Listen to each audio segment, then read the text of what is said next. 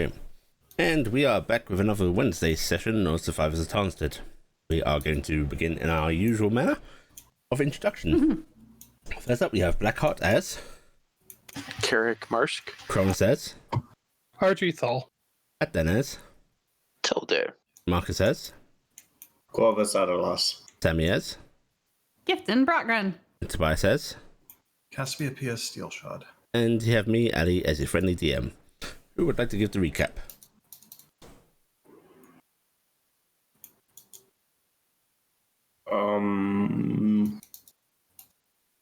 You were just looking at your notes.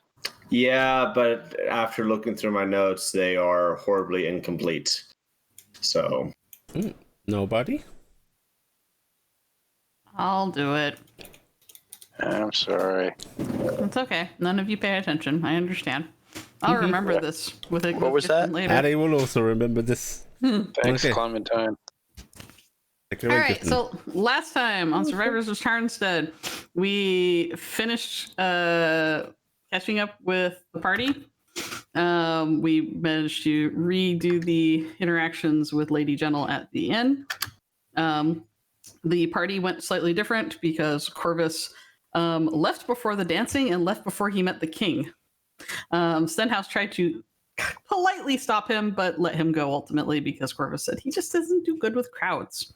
Corvus then went over to Captain Denoran's ship and requested the gouging of the eyes under the work of a Dr. Redrook, who I believe had brown hair that had bits of like peppering of white to it.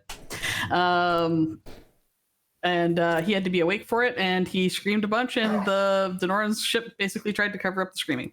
Meanwhile, at the party, things went slightly different with Archie because she expressed having knowledge of my brain is just hemorrhaged on the name because I knew it and then I lost it. Warmer? Marl Dormer. Yeah, Marl Dormer. She says, of course, you're Marl Dormer. And then he changed how he acted with her a bit and asked very forwardly for the first dance. Then Raziel cut in front of Tom as he was coming over to ask Gifton to dance instead of Cassie this time. And the two of them had a really nice time dancing. Cassie mowed over most of the people on the dance floor and had a really great time. Carrick had a wonderful time with Talia. Talia was shaking like a leaf the majority of the time because she was worried everyone was looking at her and that she really didn't fit in. And the only people that she fit in with were the misfits that she came with. And I don't think that made her feel very good about her place in society because we are basically a bunch of misfits. But we liked her and it went well. Also, the ambassador from Hexenreich, Sabine Elisabeth Odelgard von Baswitz, was very taken by the idea of two half dragons hopefully having progeny. She was really into that. And as the night progressed, we had a really, really lovely time with Guy St. Pierre. He got really drunk and he was all over the place and he just wanted to hang out with us specifically in our group. He kind of just gave up on everything else and just wanted to hang out with us. We loved him. Our dear sweet general came by and was like, "Oh, I'll take you to go have drinks with me instead." And so Stenhouse led him away, despite the fact that we wanted to kind of keep him. Eventually, James came by and told us that, "Hey, you guys have done a good showing. You can go now." And it was like, "Oh, well, thanks for letting us know. Yeah, you could have left hours ago." I was like, "You motherfucker!" And then the party left. Gifton requested that we stop by the ship, and go see Denoran because we all knew that that's where Corvus went off to, and she wanted to find out how his surgery went. We were offered to take Corvus with us, and Denoran kind of hinted that he had some bodies to kind of dispose of and a mess to clean up. And Gifton was kind of like, "Oh, well, do you have any bags of holding for that?" Because she was trying to give a helpful tip. Because we've dealt with bodies before and we know how to move them through a city. And he said he didn't have any. So she was like, well, I know where a spare is. I will go get it. And then she also offered to return and cast magical stuff. And then she went back and grabbed some things from the inn, was instructed to take Dingus back with her and did. Telde, meanwhile, went and had a lovely time hanging out with the lovely bard, because she is lovely. And Miss Fayhorn listened and played songs with him through the night, and there was no sweet hot action of Warforged on elf action, but it was still really sweet, and there was lots of beautiful music playing and singing that occurred at the palace until late night, and then Telde left. And I think we ended with Gifton basically running off to go do the thing. All right. Very nice. So you have earned yourself a item of choice that you will earn during the session. Oh. I would like you don't have to do it immediately, you can decide after session, but during or after, choose a common or uncommon magic item. Yay! Also, cool. Can I have on the way out, since I had to run to the Vardo and get the bag, could I have also grabbed my cleaning stone at the same time? Yeah, sure. Okay, because I have 2 of them. You drag a bag over it and then lift bag. Yes. I'm just gonna do that, and I'm like, you know what? He could probably use this to clean up all the blood he has. And Mr. So yeah, and then I'm doing that. So you head on out to the boat. You're taking and leaving Dingle. Dingus was so fat he couldn't really move, right? He's pretty stuffed. He can fly, but he's clearly Portly. full. Do you really want to go flying around, sweetie? You look like you just want to lay down and take a nap. He sort of gives you a bob of his head, but you can tell it's sluggish. Why don't you just stay here and take a nap? We go protect Dazzle for me, okay? Meet. And you get that flash of you okay? Oh yeah, I'm completely okay. I'm super strong. Now I'll give him a head pat. He'll nuzzle up against you a bit for sort of waddling off to get comfortable. Yeah, I'll let him go, and I'm gonna wave off everybody because I can't see taking the fat, sluggish pseudo dragon into a stealth situation if that's what happens. Just stick him in the bag of holding with the body. He can watch it. You make sure you're safe, okay? Kay says to you. Oh yeah. I'll be very, very safe. No worries. I'll wave. I'll be back in whatever. I got a sending stone on me, RG. Okay. I'll wave my way out. Okay. I just realized I can't really take the badge thing that I have on Dingus's saddle, because if I take my ring off at any point, I'll lose it. The thing is as big as I am. Well, you can shove it into a bag of holding, you know. Yeah. But okay, you head on out towards the docks. It's late at night. You're just gonna go there casually, or do you want to start stealthing already? How are you gonna approach that? I'm gonna go there casually. Okay, yeah. So you saunter on down to the docks. There is revelry still happening in the city, even late at night. It's not quite the big crowds or anything now, but you come across open doorways where people are still having little private get-togethers where it's overflowing a bit. Drunk people sort of staggering home. So you being out late at night does not attract any much untoward attention. And you get down to the docks, which is a little quieter. But there's the Noran ship. Doesn't seem to be anyone particularly on deck right now. Okay. Well, I will head on up. Yep, you head on up, and as you start creaking across the deck, you actually see the light on in Denoran's cabin. Okay, I will go over and tap on the door. As you tap, there's a moment before shortly the door opens. Just wanted to let you know I was here. My friend, below deck perhaps. Come. It's nice to see you. Okay. You had a good day, I hope? Yeah. And I'm going to offer him the bag of holding, and I'm going to show him the stone and go, this look clean? If you need that, it's a magical cleaning stone. You just, it'll clean everything. We've kept things quite clean, but it'll be good to double check. Did you get your friend home okay? Yeah, they took him right upstairs. I'm not sure if I should use any of my magical healing on him. He's really averse to that. It's he doesn't like it. It will be hard to make this recover magically anyhow. The eyes will interfere a little.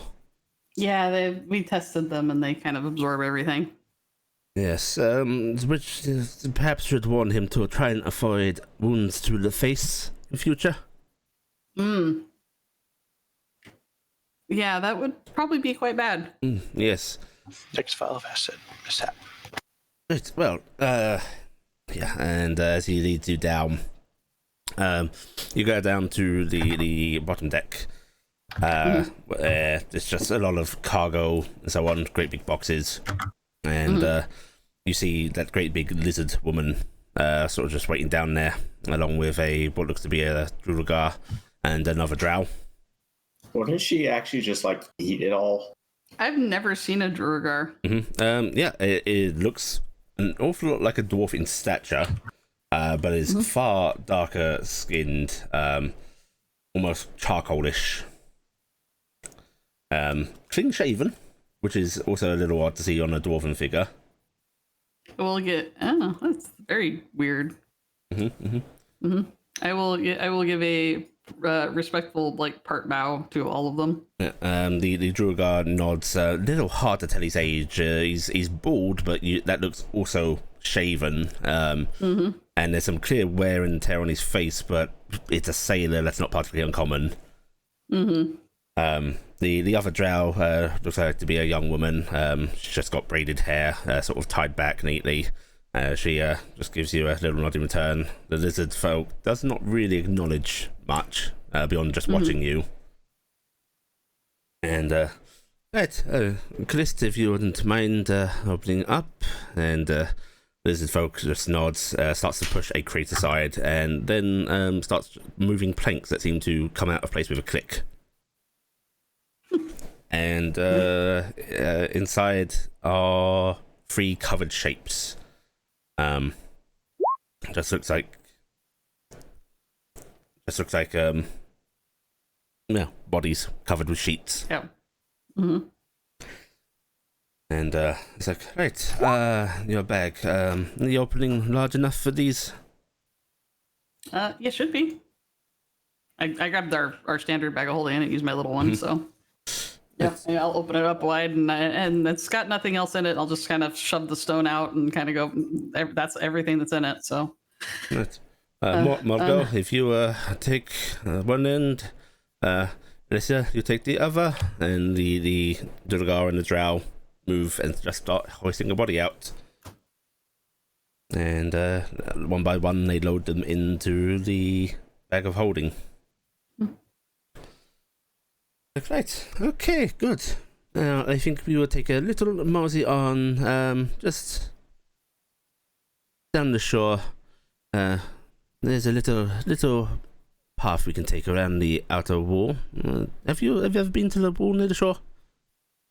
No, I've never been that way. Oh, favorite spot of thieves and smugglers. I would not recommend it, my dear. Ah, good. I'm lucky I have you here to keep me out of trouble. Of course. Always lucky to have my company, and my luck is to have yours. Especially tonight. Okay. I think just me and you, perhaps.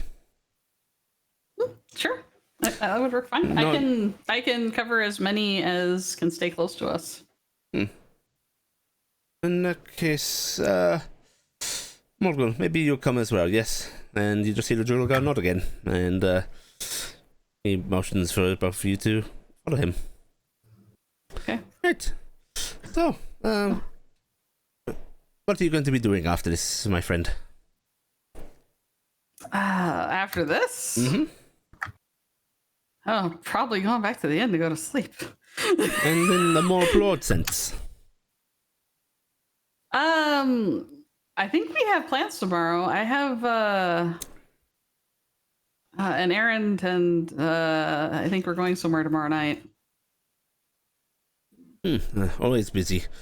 Is Big personal or on behalf of dear friend? A bit of personal in the morning, and then a bit of our dear friend in the evening. No, if there is... Oh no! She gets this look in her eyes. Oh no! I don't think he knows. Oh shit. 1 second. I'm gonna go cast sending for a second. Okay. And I have sending now, thankfully. Where's my sending so I can hit it?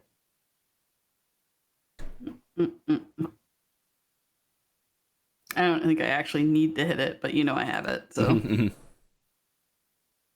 Right. What are your 25 words? Hey, we did tell you we let her out the night after the party, right? That's 14. You can reply to this message. Okay. And I'm assuming this is going to Roselle. Yes, you know who this is going to. And I don't mind saying this in front, because I think you have to say this out loud, right? So I'll say that out loud in front of Tenorin. You see that brow quirk a bit, and there's not an immediate reply. Okay. Before you hear a pardon? What? I Jesus. will come see you right now. I'll meet you at the inn. Sending again. Okay. Out with Doran. Busy right now. Maybe talk to the others.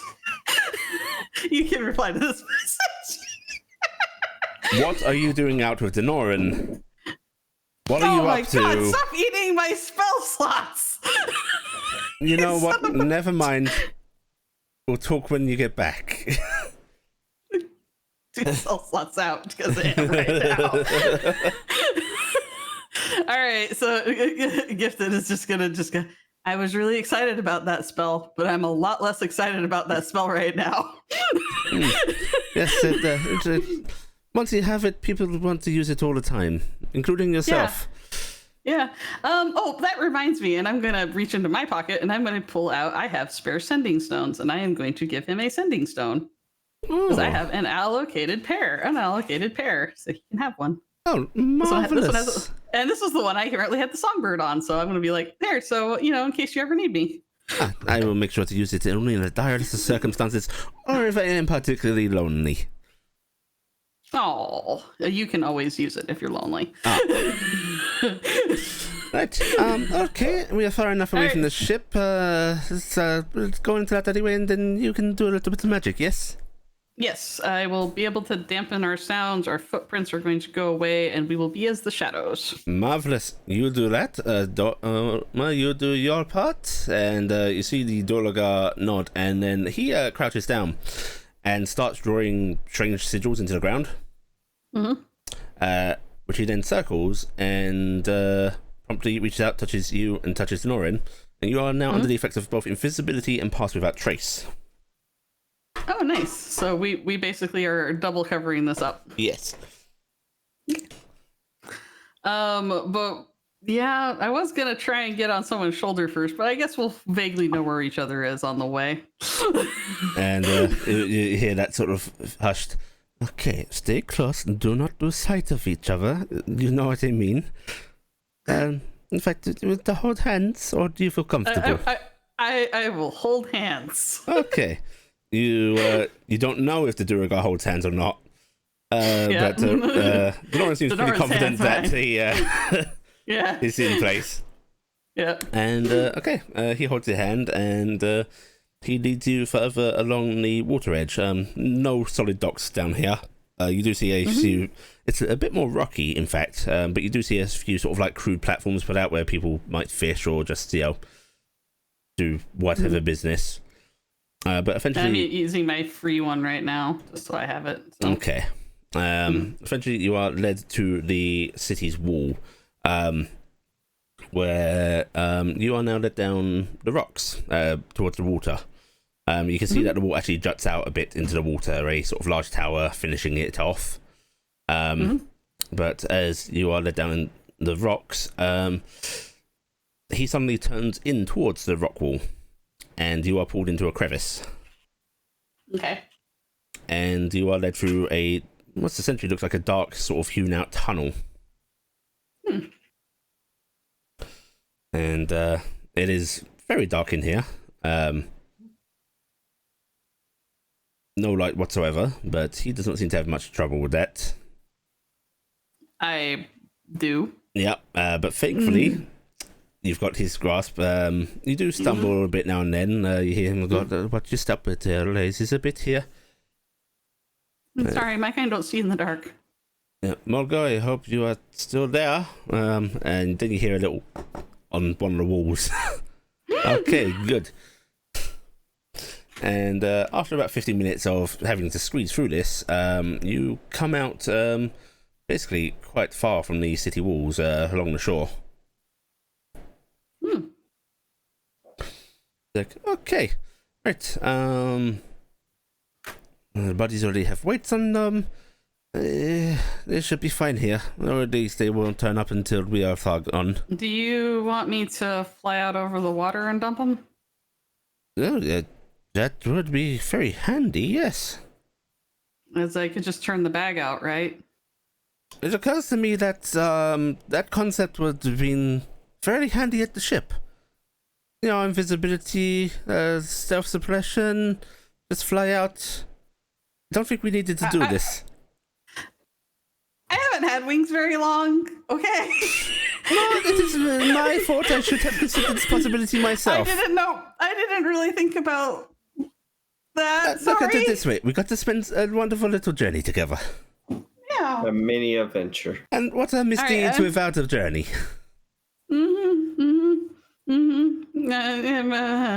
All right, can you hand me the bag?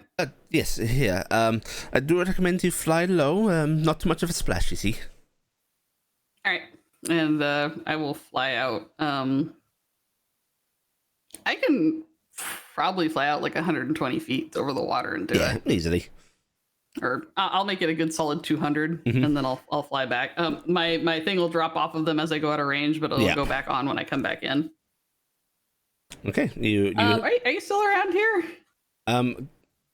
Okay, I want you to do me a survival check to see if in the dark of the night you fly back to the same spot. Yeah, that is a problem.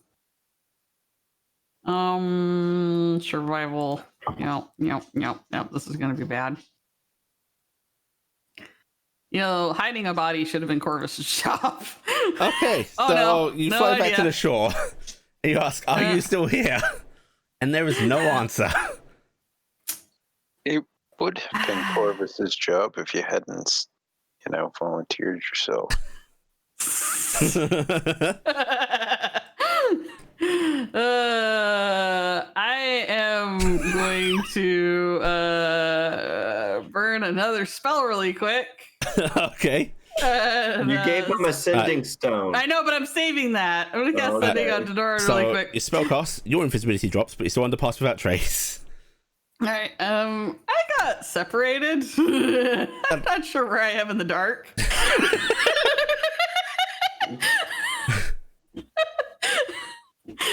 I dumped the bodies, though. Do you want me to just meet you back at the ship, or do you want me to regroup with you near the wall?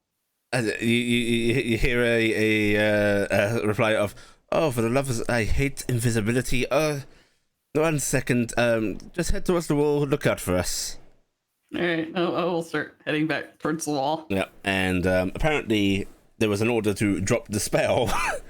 As you head back towards the wall, you see like a couple of minutes down the beach. The two figures. Have that very abashed look of I can't find people with invisibility on. And Denoran has a look of both exacerbation and amusement on his face. I am so sorry. Captain's first rogue mission. I think it is cute, and it'll be a story to tell. And really, this shows one of the problems with invisibility. I do not like to rely on it.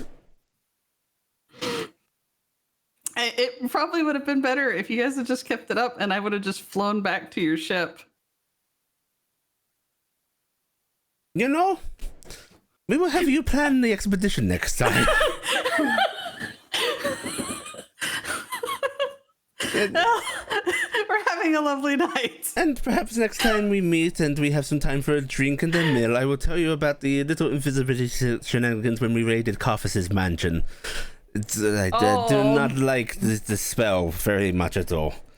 Oh, I bet you that was amazing. I'll have to tell you about the time me and Corvus got into the Landor manor down south, and I was on the upper floor and he was on the lower floor. Oh, we have many tales to share. Invisible dust had no idea how long it lasted. Fun times. We still don't know where Gregory went. Missing to this day. Okay. I'm going to make sure they're both under the Pass Without Trace because I just can keep it up and then I'll just walk back. And there's a brief recasting, holding hands, you journey on back through. Before you make your way back into the city again, and the spell is dropped amongst some buildings. And I'll drop mine as well. That's a good crime, I think. Okay. Well, my little accessory. I hope to see you again soon. Yes, I hope I see you again as well. It was always a pleasure, Captain Denoran, and it was a pleasure to meet you as well, sir. And I'll bow my head to. Is it Morgie or Margot or what's his name? He is called Murgol. Murgol? Like that? Yep. Okay, we were guessing on the spelling there. It was a very big pleasure to meet you as well. I will, and if you ever have need of a little extra help and I'm in the area, feel free. And the Durga just smiles and bows his head to you. Before Durga goes, a moment, please. I'd just like to fetch something from my ship. Okay. And you see him hurrying back onto the gangplank, and it looks like it's a bit of a comical sight because he's doing that midway between a walk and a run. Gotta go fast, but don't want to look like I'm going fast. And he heads into his quarters, and soon enough he returns with a small box. It's not partly locked or anything, just a simple wooden box. He goes, a gift for your assistance. Oh, you didn't need to give me anything. Oh, I think I did. You yourself have been fairly kind to me, as has your group. Well, thank you so very much, and I will take the box. And I'm assuming this is where my random item is coming from. This is both where your random item is coming from. This is where the gambling items that we did are coming from. Oh. Mm-hmm. Yes. Ooh, I got a mechanical bird. Yeah. Cool. Basically, everybody, you are getting a free uncommon item each. Random things. Okay, so I will take both this back and they're all in the box. They're all in the box. I will. Yeah. Well, thank you so much, and I hope we can meet again sometime when we're not Impressed deep by into business. Yes. Yes. And I will give a wave, and then I'll start heading back. Okay, you start heading on back. Meanwhile, everyone is settling in for the night.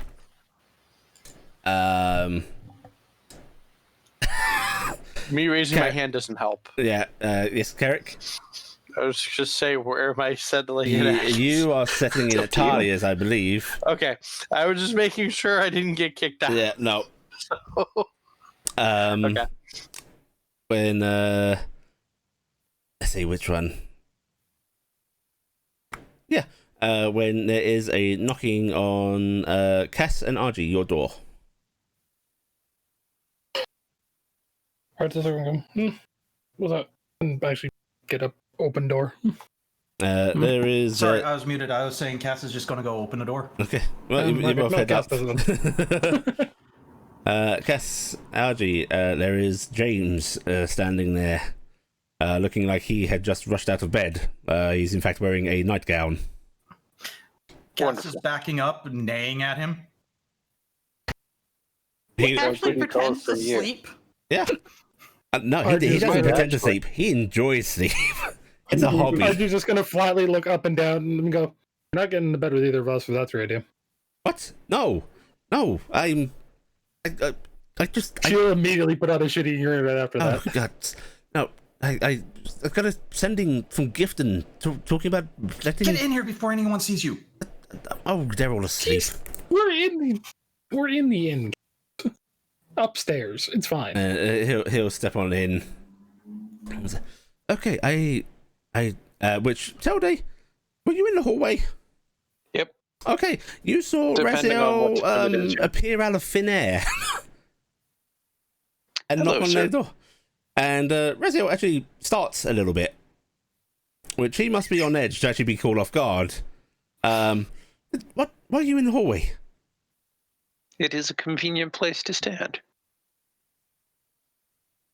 You are very different from the rest. Okay, right, okay. He stands in the hallway and keeps watch. It's weird.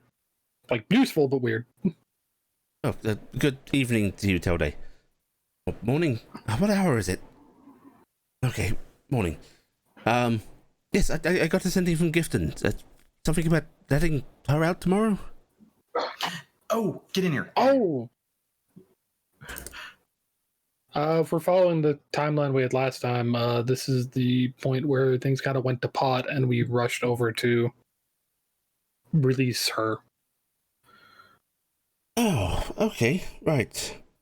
You Don't know if we're still on that that truncated of a timeline, but if you want to do that, we can. Well, As far as Gifton has mentioned, the timeline has changed at this point. I see. I suppose I would have rushed. My original plan was to give Gifton as long as possible before doing it. There's a window of a few days, you see. And I will say, as an aside, giving her a specific amount of days was probably pretty damn stressful. well, I'm afraid that's the way it was. There was an endpoint. It had to be done by then. I decided that was the time. Oh, she was very convinced she was going to die. I don't know, just, yeah. Anyways. Cass is wandering over to the bureau where she has the boxes of pastries and just kind of holds out a box to him. He peers at them. It's Take one. in the Eat. AM. It'll relax you a little bit. They're good. They look very hard. Cass is poking one, grabbing it, chewing on it. Yeah, It's fine. that's Crunch, crunch, definitely crunch, stale crunch, now. crunch. Cass, your mouth is basically made of steel. I don't really use it as a barometer of what's good and what isn't. What, you've never had stale bread? Not several days now. You've definitely seen her eat flowers, so it's probably not good to trust that mouth. Okay. No comment. Well, I suppose there's no reason not to do it tomorrow if you're prepared for that. I suppose it would be rude to keep her waiting from what she knows. Well, just to give you a lowdown of what happened last time. We went to the lock point. We did the thing there. We got Gifton out, and then we went to the prison, and we got ambushed.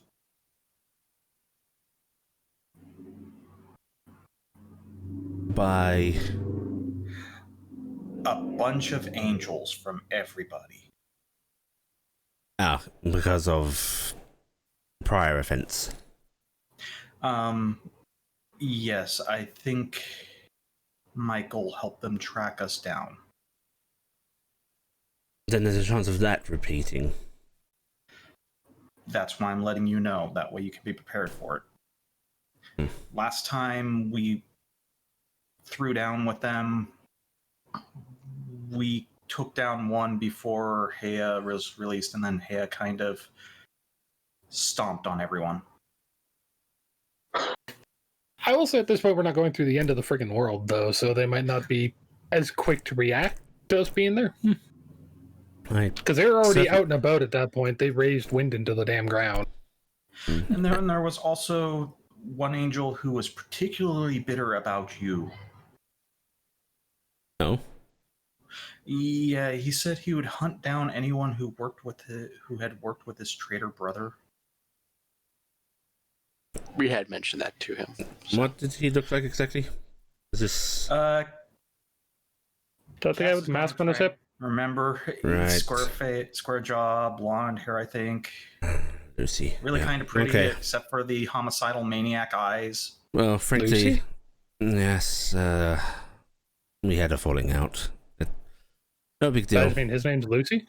Lucifer. It's Ah. my father's favorite, but Hmm. frankly, if there isn't a catastrophe that makes them launch now all out of sort, I doubt we'll see my father acting. So I doubt we'll see any partaking of Mirror's Angels in anything. And if not all the gods are backing in action, I doubt Michael will be able to convince a whole lot to come with her. But if she's talking to some, that is concerning. Mhm.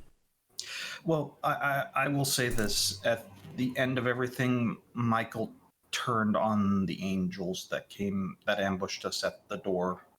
Also, remember, Toby, we changed her mind a lot this time. We don't know how she's going to react this time. Well, it won't be But, influenced by the prior time, so what makes you think it'll be different? I hugged her.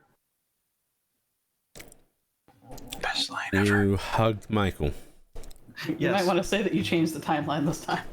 Yeah, we kind of changed the timeline. First time we tried to convince her to help us, that didn't work, and she kind of left in a huff. This time, I didn't even bother trying to convince her. I just hugged her and let her know she needed someone to talk to come talk to us. Nonetheless, just in case, it might be a good idea if we bring some guards of sorts with us.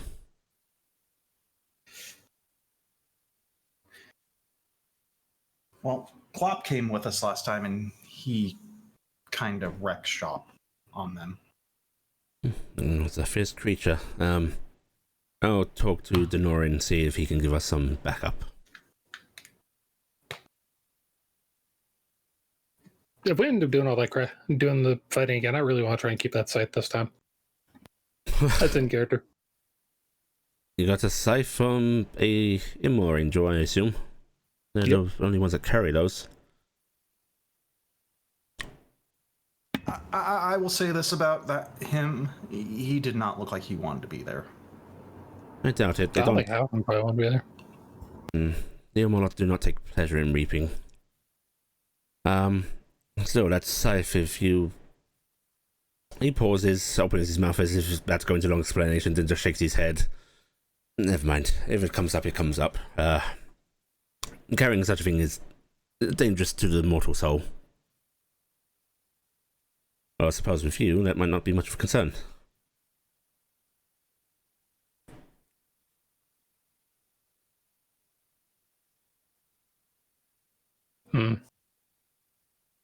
Wait, out of character, was it the next day that everything went wrong, or was it the day after? Because I got my sword the next day.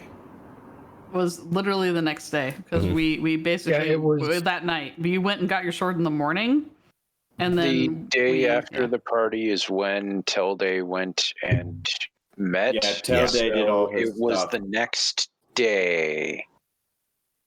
So party plus 2, basically. Yeah, it was 2 days after the party. No, it was because we basically wasn't it that very had same multiple. night? We had It was the that multiple night. sessions of the same day, and we Yeah, basically but- we rushed out because we had the session where the night of the Oh, right, party you yeah, ran it out. was I during talked to the- you overnight. Then in the morning, me and Carrick ran to the library because I had to go talk to Lady Gentle. Mhm. Cassie went and got her sword, things like that. We were meeting back to have the meeting, and that's when Tilday had apparently gone out during the morning and gone and done everything. And then later that night, things went to shit.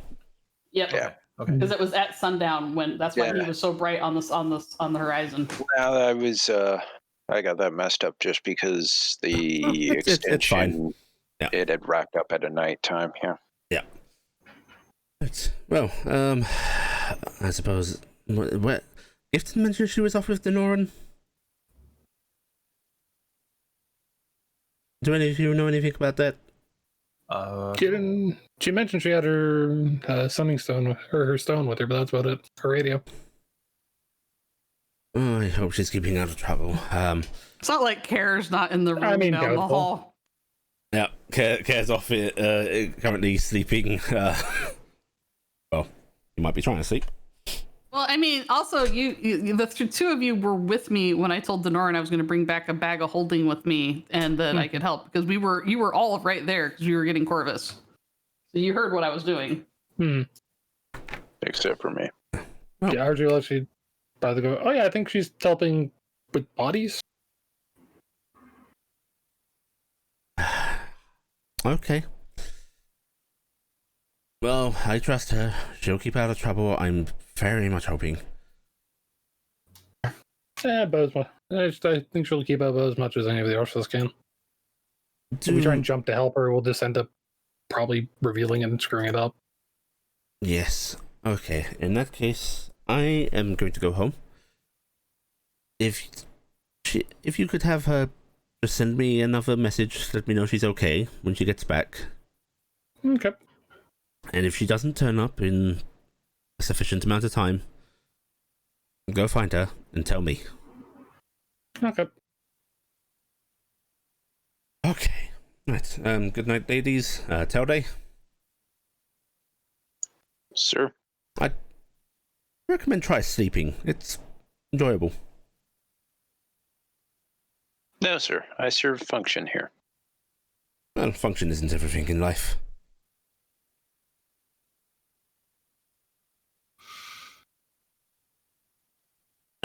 Just stands there saluting. He gives you a very lazy sort of like wave of his hand in acknowledgement before he just draws some like sort of shapes in the air and vanishes again. Salute drops and Telday just stiffens up against the wall again.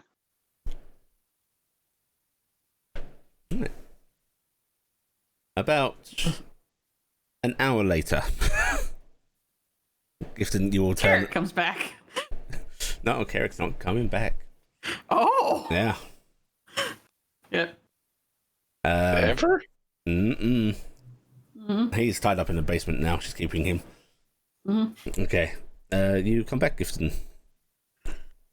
Oh, I'm tired. Mm-hmm. You make your way upstairs. Mm-hmm. Telday's there. Freak. Wave at Telday. Go in my room. When you go in your room, Care immediately sits up in bed. Oh, you're back. Okay, good. I could not sleep. Oh, I'm sorry. No, that's fine. Everything okay? Yeah, I'm a little bit of it's really embarrassing. So Denoran has a mage fellow with him, and he can cast invisibility, right? And you know that sneaky thing I can do that makes you all shadowy and really super sneaky and deadens the sounds and everything. So we decided to do both, right? And then we were holding hands so we wouldn't lose each other because we were walking along the water. Mm-hmm. And then we had this really great idea of I should just take the bag of holding and then go fly out over the ocean and then dump it out because otherwise it was going to be like a big thing, right? But then they were invisible on the shore and I didn't know where they were anymore. Oh dear. Okay. I just shake my head. I am really bad at this. Oh, darling. He just pulls you down onto the bed, gives you a big hug.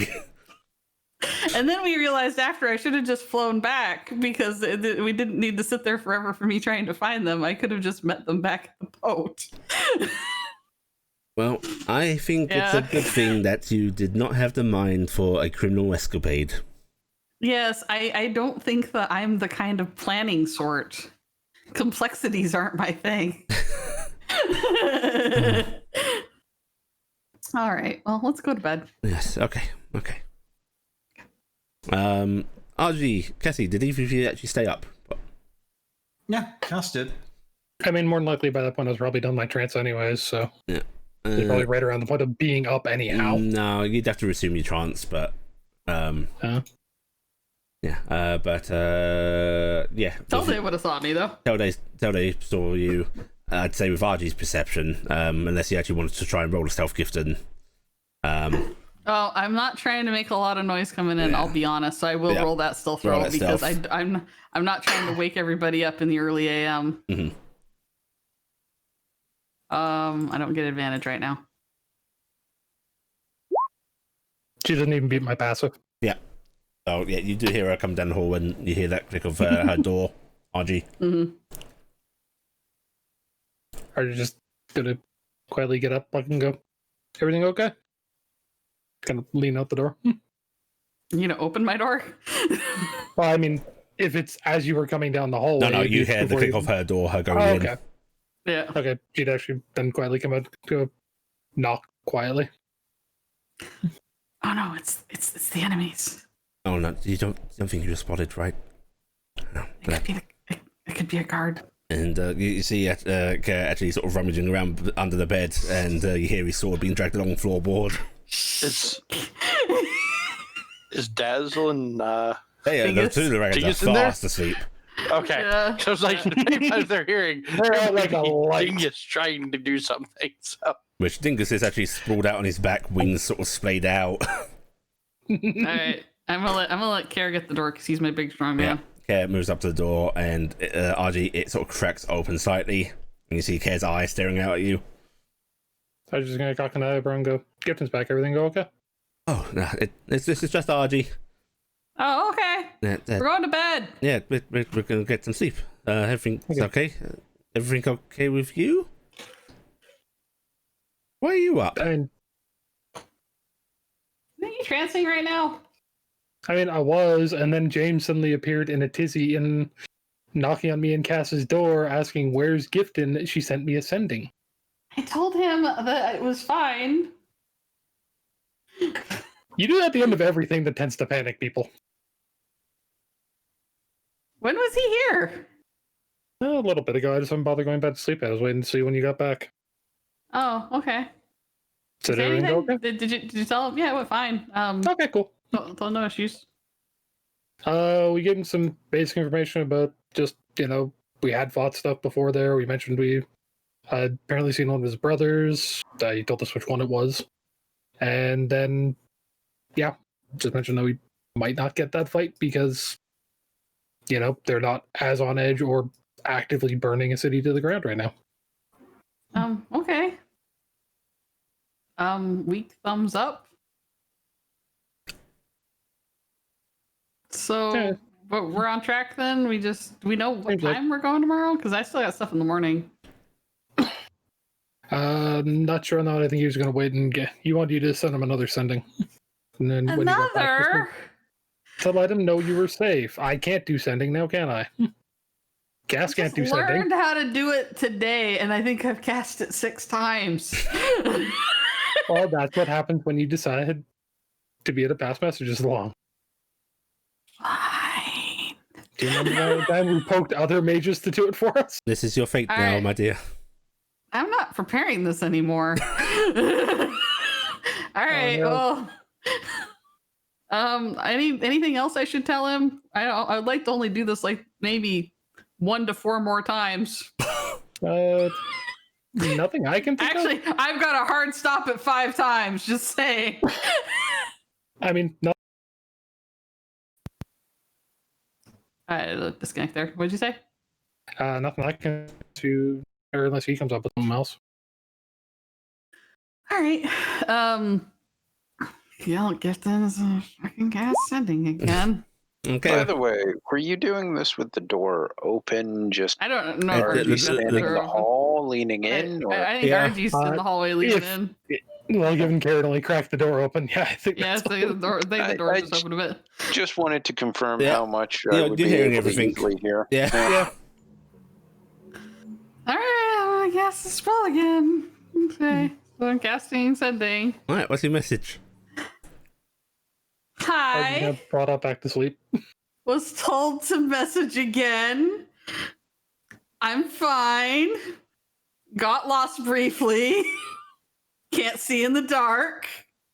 Going to bed. Okay. I will see you sometime tomorrow. We'll have a little talk about it then. Good night, Gifton. Oh, he's better at his 25 words. All right, and then I'm going to do my nightly prayers. Mm-hmm. He can have that.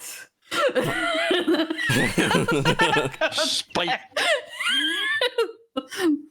there is the nightly prayers, and then I'm going back. Okay. Which I'm singing my lullaby to Hay again. So Okay. yeah, and that. So yeah, I'm done. All right. All right. Everyone finally get some rest. Eric, even you finally get some rest at this point. I think he needs to roll a Constitution check.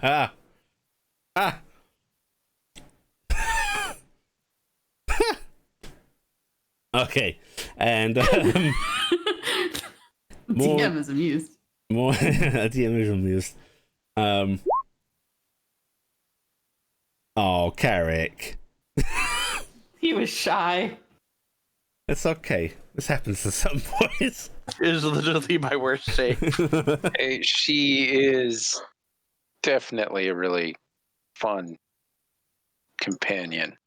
But I will ask in all seriousness, Carrick, if Talia makes advances on you tonight, will you reciprocate? Sorry, I was eating dragon gummies. Yes. Okay, good to know. Right. Why did that sound ominous? Okay. Right. I muted because I was worried there after you said it. Right. Morning comes, and so does. I don't know. Corvus. Yes. You start to come to groggily. Your face is on fire. It hurts. It aches. And it's a very strange thing. You cannot see right now. Seems to be something wrapped over your face. However, you have a very distinct feeling of your surroundings. Like, you know, your cane is resting on that table just a few feet away from you. It's like you can feel an outline of things in your mind right now. He will sort of test his surroundings with his hands for a moment or two. It's very accurate. Touch his face. Ow. Hot sunburn. Is there wrappings around his ears? Yes, it's basically a full, like, nearly covering your nose, nearly covering your forehead. Very, very over the top wrapping, in fact. And as you're sort of touching over it, you can feel that. Oh yeah, you can feel that sort of seep through dried blood now. I wonder how long this has to be on. They didn't say.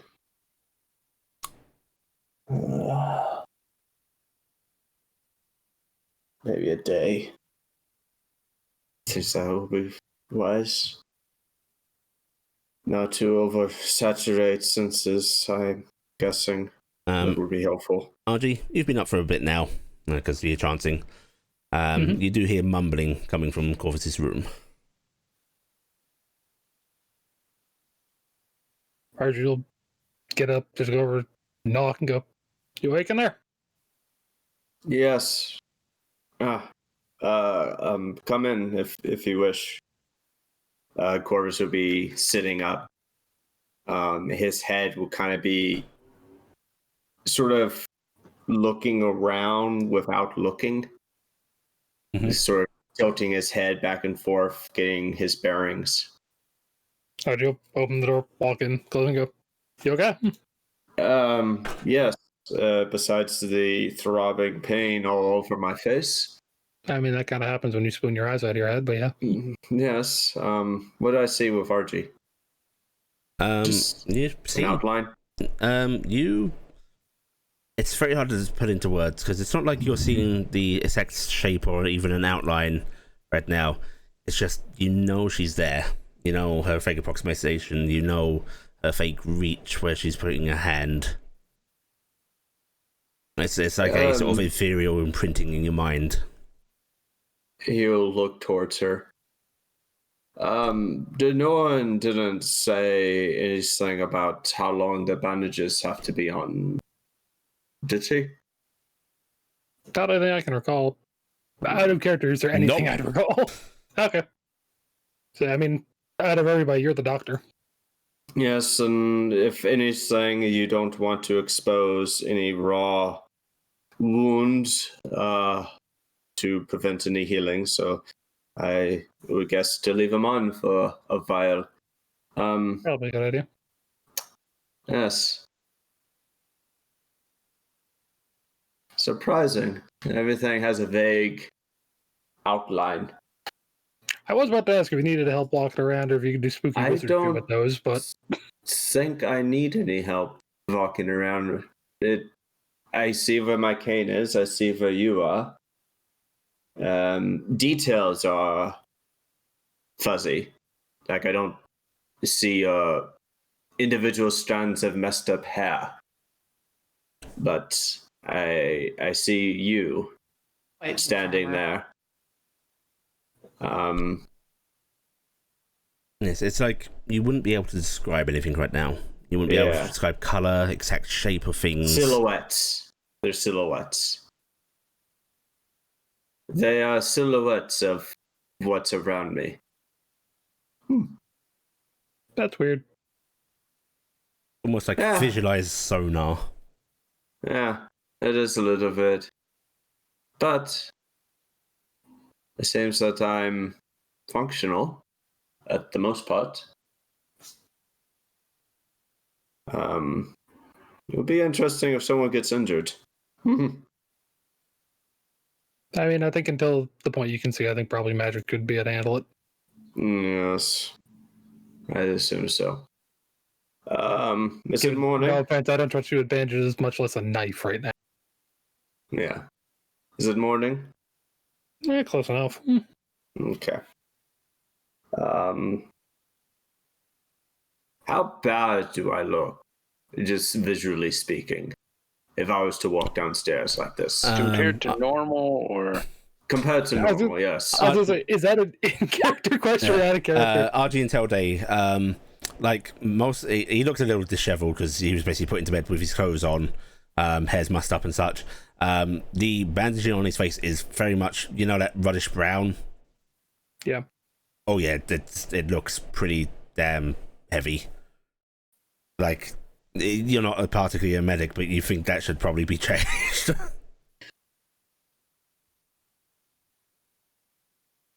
So going back to the question, was his question in character or out of character? In character. Character? That'd be perfectly honest, you look more like shit than usual. What did the bandages look like? Brown. The dried blood? I'd assume so, unless someone managed to crap your head. I hope not someone to crap in my head. That is very disgusting. And you don't know how many is in this, whatever. Okay. They should probably be changed then. You don't want, yeah, they should be changed.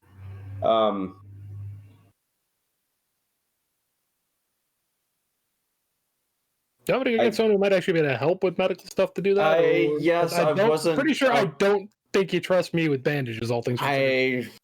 I bandage my hands, but that's more so that, you know, I don't. I've seen you bandage Get your stuff hand. on It my is hand. horrible. Well, You they're have no mostly to make it- tension on anything. But yeah, they're So- there mostly to make it so I don't get mess on my hand. Well, it's supposed to stop blood flow, or at least dampen it. If you, Gifton, Cassie, just because of the character tones there, you're hearing some rising sounds coming that's starting to rouse you. I'm gonna knock on the wall and then pull my blanket over myself again. Yeah, Care's just sort of growing a bit. Cass is banging on her wall. That's not helping matters. You're only gonna make the rest of the. You literally had a knock on either side of the room you're Yeah. in. Well, they need to be changed, but we should probably wait until someone else is awake. Someone else is wait. Let me get my bearings around as it is. Oh, they're still talking. Quieter, but yes. Until the rest of them get up, I'll be up in here.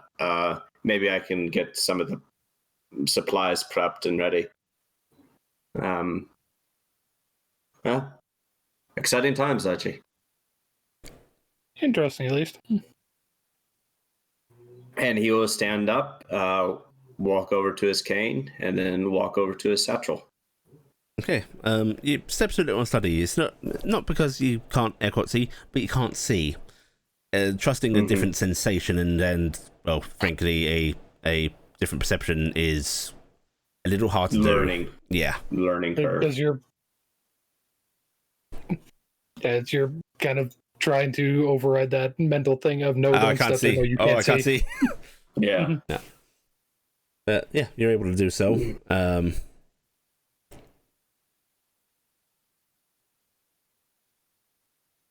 What are you going to do?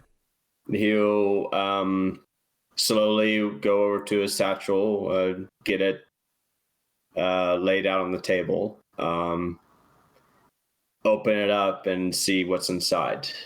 Is it just a blob or Oh no, you can distinct silhouettes? Well, you can't make out any colours or patternings or anything on them, any markings.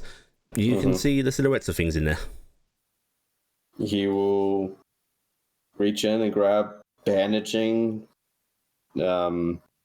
gauze, poultice that he remembers that's Oh in my there. god, you're not going to be able to look in a mirror.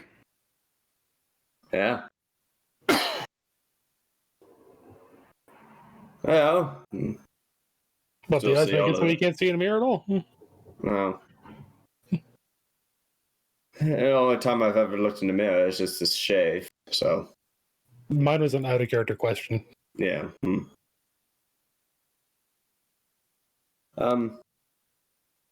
Yeah, he's just gonna go about his morning routine and just try to get a handle on things. Yeah. Test his Shaving limits. is a little tricky. Yeah, I imagine it would be. Yes. You're. It's not quite so good enough that you can see your stubble. So No, it's a he's little- not. He's all bandaged up still. Well, your lower face is exposed. Oh, okay. Otherwise, you'd be going. That is true. That is true. Yeah, Okay. that's not too bad. It's just a little stubbly, which is what I prefer. Soon enough, the noise of RG and Corvus, and then smells of cooking breakfast from downstairs start to rouse the rest of you. It's actually pretty late in the morning. You all had a long night. Okay. I'm gonna get dressed and I'm gonna hopping and going, come on, Carrie, we got it. We're gonna be late. We were supposed to be. Oh. Come on. Right. Okay.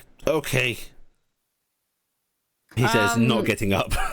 I'm gonna knock on various doors and go, I have a box of goodies from Denora and I'm leaving in our room. They're supposed to all take something. It's gifts from him. We've got to go do the thing with Lady Gentle, but we'll be back sometime later. Cassie, are you picking up your sword today and doing your thing at Orland? Yes. Okay. Good. Do you think maybe...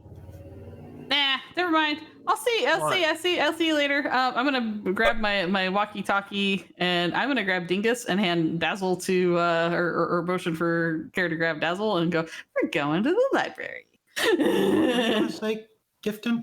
Oh, I was gonna say if you wanted to get any fresh baked goods to take with us for later, but that's the other side of town, and we probably really shouldn't have bread that much. She says, tapping her stomach. We just ate really good.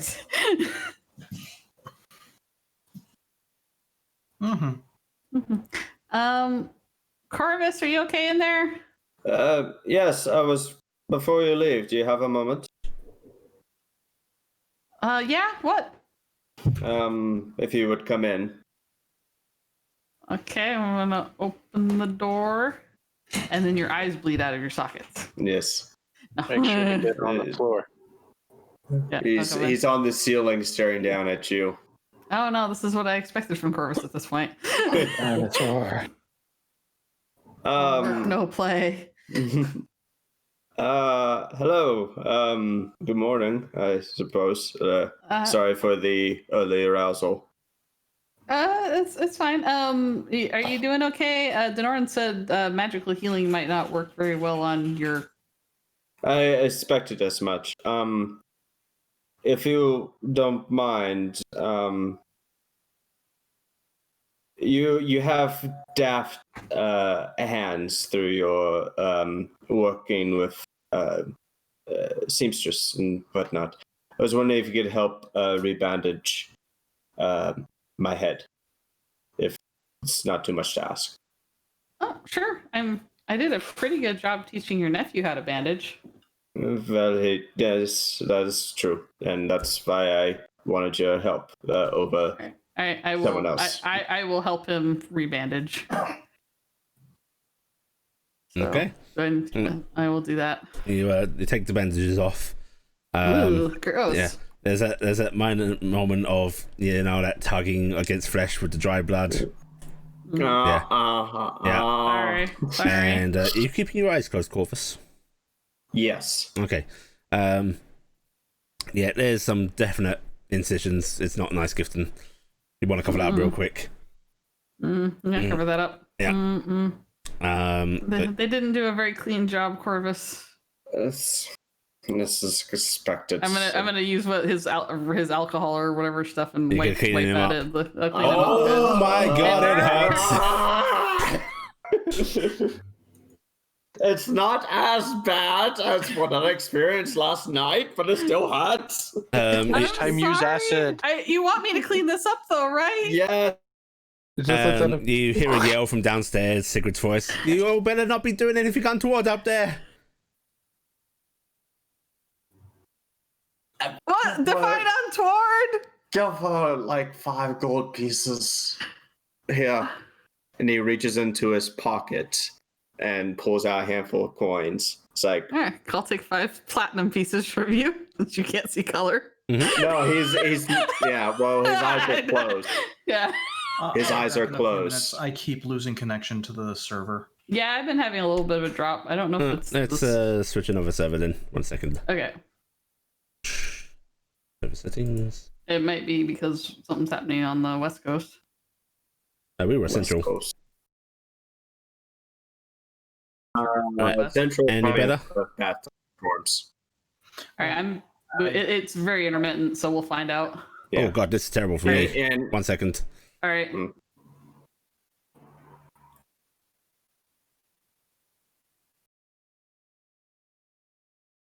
hello. Let's try Hello? East Coast.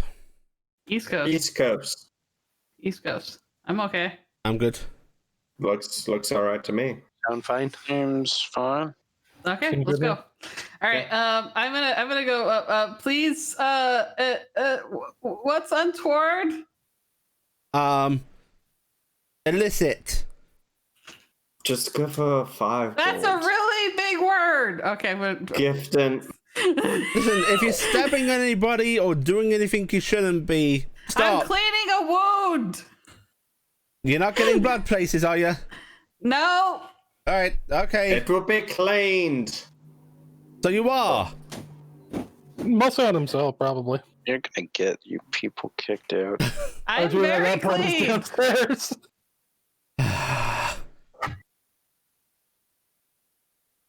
You go downstairs, Archie. I am a Okay, that medic, much you and probably she lose has downstairs. cleaning magic.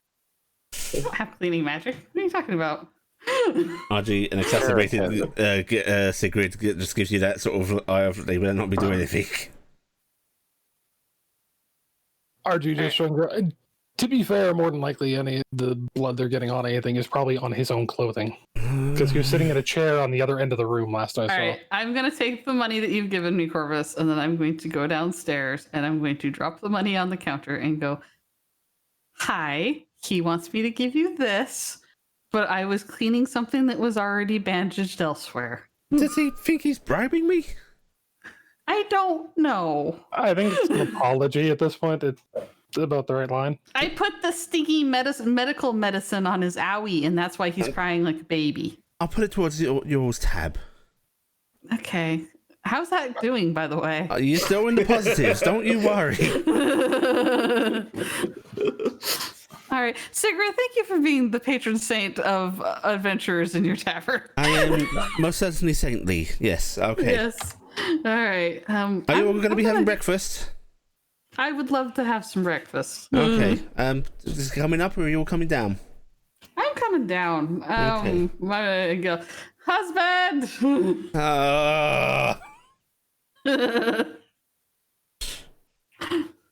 Cass is coming down happily. Mm-hmm. Okay. Over at Talia's place, Carrick.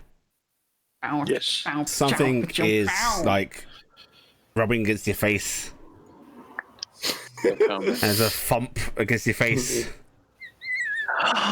No Open comment. my eyes. There is like a wing draped over you. Talia is currently laying on her front beside you.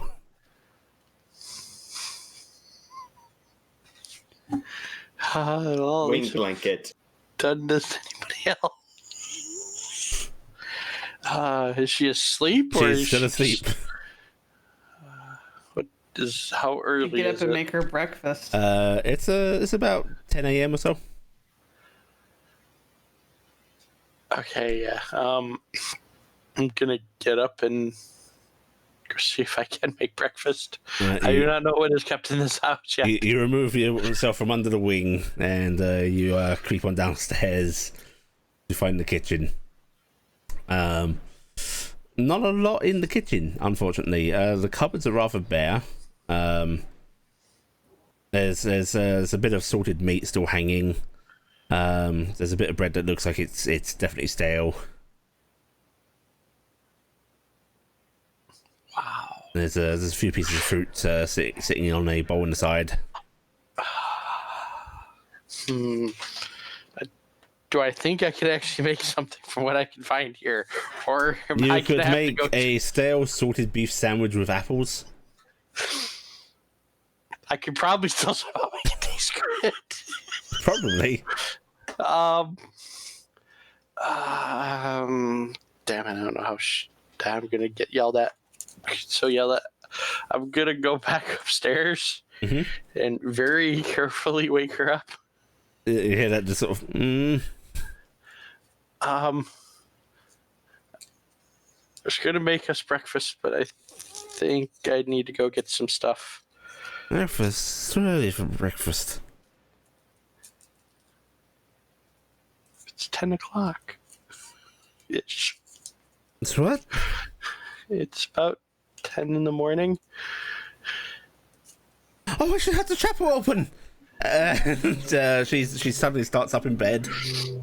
Smacked in the face by a Yeah, wing once there again. are flailing of wings, Carrick. If you want to give me a dexterity save to get out of the way. Wings and tail. It's the wrong window. That's why it's not in there.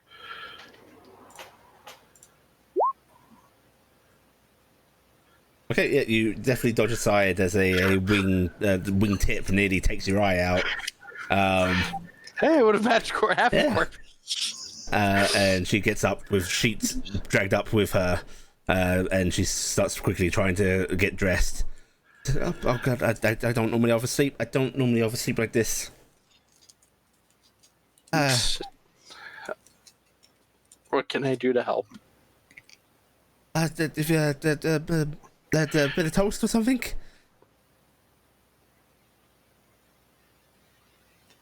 How about you go start getting the chapel open, and I'll go grab some stuff to cook. Okay. She sort of finishes putting on her clothes and starts to move past you before she pauses and then turns and gives you a quick kiss on the cheek before she hurries on back downstairs. We've been here how long now? Like, total time in town. Oh, total time in town? Let me check the... According to the calendar, we have 4 been here days or 5 days? rooms. We have one, two. A little over a week. You are now on 8th day. Okay. Yeah, we just got to. We're on the my day. 9th day, yes. So, and I've been coming here once Do I know of a place I can go pick a nearby market equivalent? Yes, you know that there's a bakery a few doors down. There's a few stalls and such. It's like there are shops along this street. Okay, so I have to go far. Yeah, and if you want to actually go to the central market, then it's down the street and then a bit more into town. But you can probably gather supplies close by. Yeah, okay. I just wanted to make sure.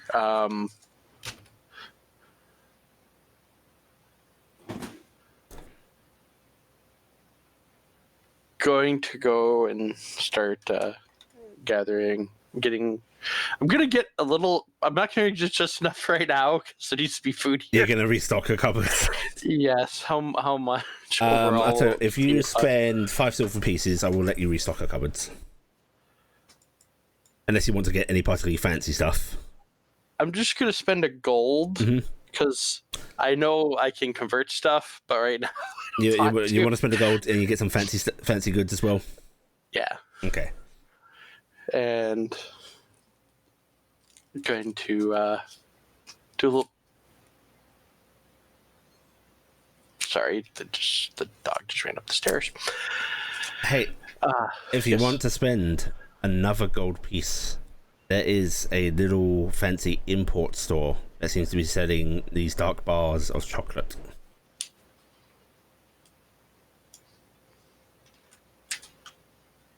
Tell you that chocolate shit Oh, I you probably bought can't. last time. I can't hear the clicking of the keyboard. That's how we moved another gold. Okay, so you get a bar of chocolate as well. Bitter. Except Carrick actually knows how to cook. Yes, with he knows things, so how to he cook can with use things. it. Yeah. So I'm just gonna make the roll. I should have taken the thing to give me advantage on this. GM, because I can never remember an average. What do I roll for cooking? What attribute? You can. I've let you use dexterity and intelligence for this, depending how you're cooking. If you're being more off the cuff, just throwing things in, dexterity.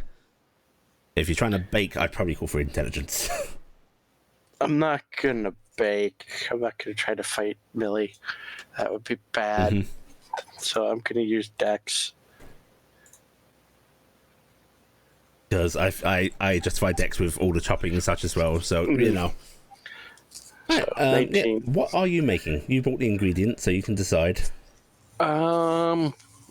Well, it's breakfast, but at the same time, it needs to be something that's easy because I don't actually know what goes into opening a temple. So, something related to what we would call an egg sandwich. Okay, well, A little fried egg, scrambled fried egg. If you want to do a scrambled or fried egg sandwich, you can even fry the bread a bit if you want. Toasted bread, a little bit of vegetables. Yeah, some tomato in there, with lettuce. I will have to find out somewhere she likes spicy food because still have that special spice house. With talks with her, you will know that she both likes spicy food and she does like meat, which you're starting to think may not be particularly uncommon for those with draconic influence. So gonna slip some pork belly / bacon, and I'm gonna use.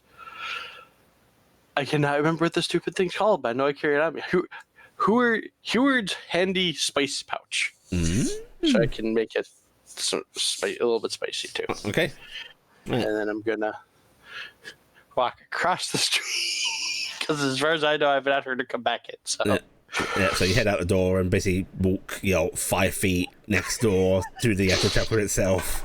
Yeah. Where you can see she is currently just giving a quick dust off of the bench and such, which she puts a lot of effort into keeping this place all clean and ordered, despite how few people come in. She's opening up the shutters and windows. I'm gonna. I went and here's breakfast. Oh, thank you. We didn't. Oh, right. Okay. I will. Did you make something for yourself? Can take care of that after we get the. You see her very crudely sort of like tear it in half.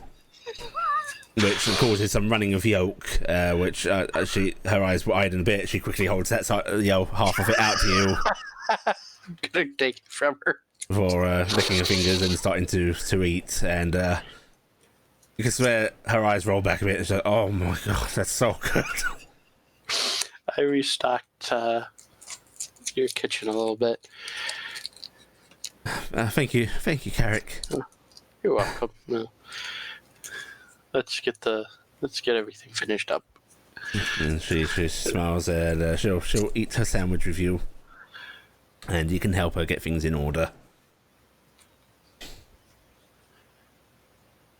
I came piety pie. We're not using that system in this campaign, I'm afraid. I mean, that means technically you give me even more. It doesn't even matter. It doesn't do anything. Yes, you have served Morgani's interest of making sandwiches for your girlfriend and helping her clean. It's fine. Okay. These are the maintenance of Morgani. Connie appreciates the fact that you have been a good servant boy.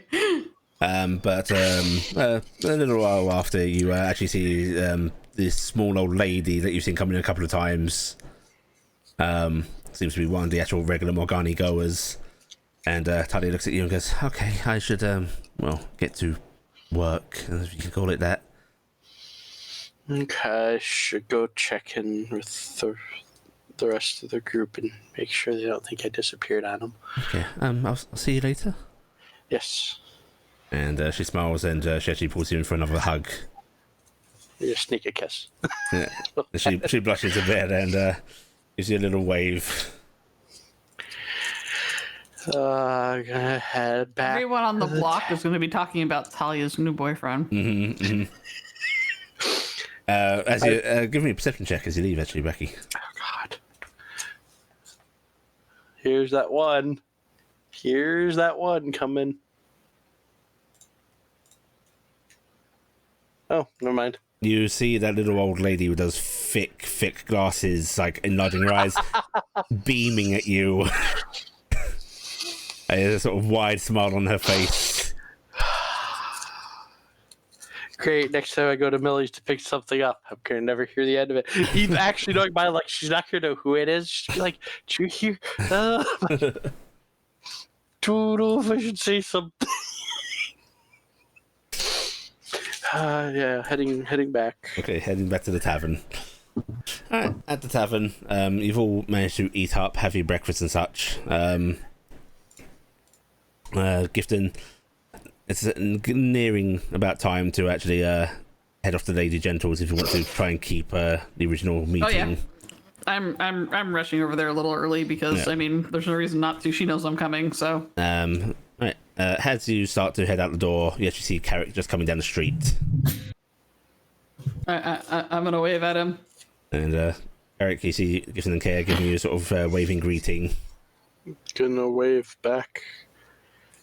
Goodbye, my friends. We're off towards the library. We were nearly there. Hey, so can I make more roll if I go to the library? No. But he knows what he's doing this time. I knew I was doing last time. Technically, you could if you want to. No, I spent way too much time in there the first time. I think he's trying to seize the day a little bit and enjoy himself. Yeah. Yep. Right. And won't find anything new about the dream, right? Hey, I could go look up what does it mean to be. you start looking at philosophy books. Self-help books. What is the meaning of me? Next time, just get there, just be like, and go away now. Carrick becomes a nihilist. I remembered Arju's going to go actually into the stable and take care of something right now. Okay, what is Arju doing? Back. She's going to go talk to Browsmack, Oh, okay. Who is that? the guy who runs the stables. Oh, yes. Right, you head on now, and you see Brosmack with his hat over his face, still seeming to be dozing early in the morning, even though he's at work. Arju's going to probably walk up and just kind of nudge his arm a bit. See if we can wake him up. He sort of lifts his head up a bit, and you can see the bags under his eyes, and he squints a bit at the sunlight. Yeah, what is it, lass? I had some want to take care of with you. Quieter, please. Okay. I had something I want to take care of with you, and she's going to pull out a platinum and press it into his hand. You take this, and as far as I'm concerned, I never want to see that horse again. And she's going to point directly at Boss Hoss. Wait, didn't we do this to begin with? Do you mean... I am giving you money to take that hell horse away. Do you want to do take whatever you want with him? I don't care. Right. Okay. Just when we leave, it's not leaving with us. Got it. Okay, I'll take care of that. Can I take care of that later? Later, yeah. Just wanted to get it out of the way so I didn't forget again. Okay, good. Oh, my head. And he pulls the hat back down. Sleep well. She's going to walk back inside and sit back down. Hey guys, I don't have a horse anymore. Boss horse who remembers. Fuck him. See, every now and then in New Tarnstead, Archie's going to be convinced she's been watched. There are stories of a horse in the trees. Congratulations. I will see that son of a bitch horse. No, the best part is like we're gonna have like start getting like people with carriages that go up and down to where we are, and you keep thinking, is that Boss Hoss? One of them looks at you as it trots by. No, you're just going to hear rumours of the forest near Wyndon. There's the devil horse of the woods. Right. Okay. Anyone else doing anything? Gifton is repeating steps, so we're not going to cover it.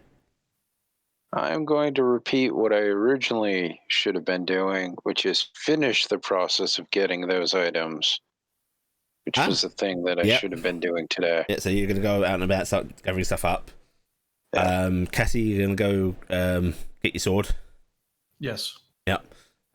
You receive your sword and those pieces of metal left behind from it again. And the bits. Yep. And the storekeeper's not so. He's about the same. He tries to press you again for those bits. Do you acquiesce or do you keep them still? I'm still keeping them. Still keeping them. Okay. RG, what about you? I think RG's probably gonna go see your grandpa. Okay, and you're gonna go spend some nice time with your grandpa. Hmm. What about you, Carrick?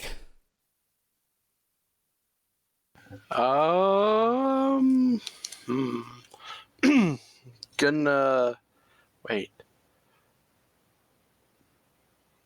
Was that box to include the gambling for my item too? Is anyone staying at the inn besides the semi-blind person? I don't know what Corvus is doing yet because I was going to ask him next. That's true. That's the semi-blind person. Corvus would be in his room, taking everything out of his bags, looking at them all, repacking them, just going through the motions of trying to revisualize everything. Okay. Wow. With his eyes shut. With his eyes wide open. Okay, so you're trying to learn what does this look like without colour? What is it as an outline? Yeah. Corvus, books are a mystery. Flips it open to a title page. You just see the shape.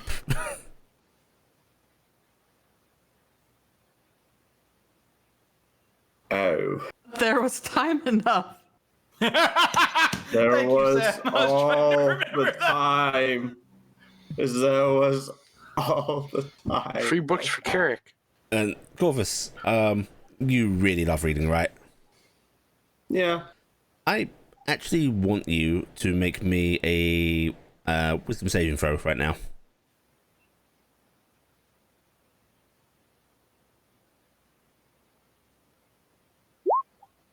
Okay. Corvus, you feel what? What is that plus 3 from? Doesn't It's have from Gifton. It's yeah, so no plus 3. Gifton's not there. Corvus, do you feel a brief panic in your chest? Of like, oh no, don't tell me I can't read. And there is that urge to take off those bandages and check. but reason. Do remember, you're not using your eyes right now. Yeah. My eyes are blindfolded as they are shut. Of course I can't see the words. Of course. Yes. But you reason it out. I was hoping this was going to go for longer. Oh, this is amazing. Part of me was hoping but there's still that dread, Corvus, of you don't know. You don't know. In time, we will check. We will see what is the mechanism for that. He will reach for his potion vials, and he rubs them over. That is a fucking and mystery. He checks, and now he made a mark on the one that's poison. You made a mark with a dagger on the glass. Was it? I thought you just marked the label. Yeah. No, it was okay. Marked, and none of it's called. There's no labels called healing potions. I don't imagine he does that. What he would have done is that these are all healing potions. He has 4 of them. One of them has a mark. Okay. And in that case, I want you to. I actually want a sleight of hand check from you. Okay. Because previously you didn't need that mark to be something you could feel. Yeah. Cool. Do you that's stealth? We're gonna go with your roll now. It's the same one. Reliable talent as well. Okay, so it's reliable talent. Okay. Yeah, you feel over it, and it is actually hard to feel. It was quite distinct visually because glass actually does mar quite nicely, but it's not a particularly deep cut. You would have shattered it.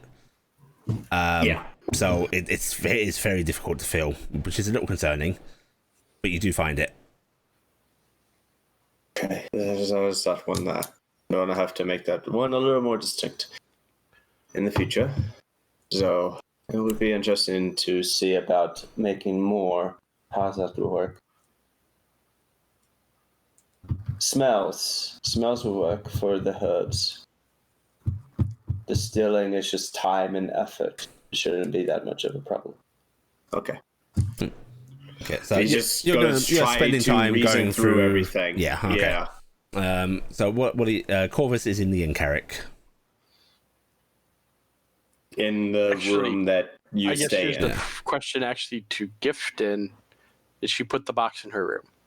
I did leave it in my room, and I told you guys it was in there. Well, I don't know. He wasn't there.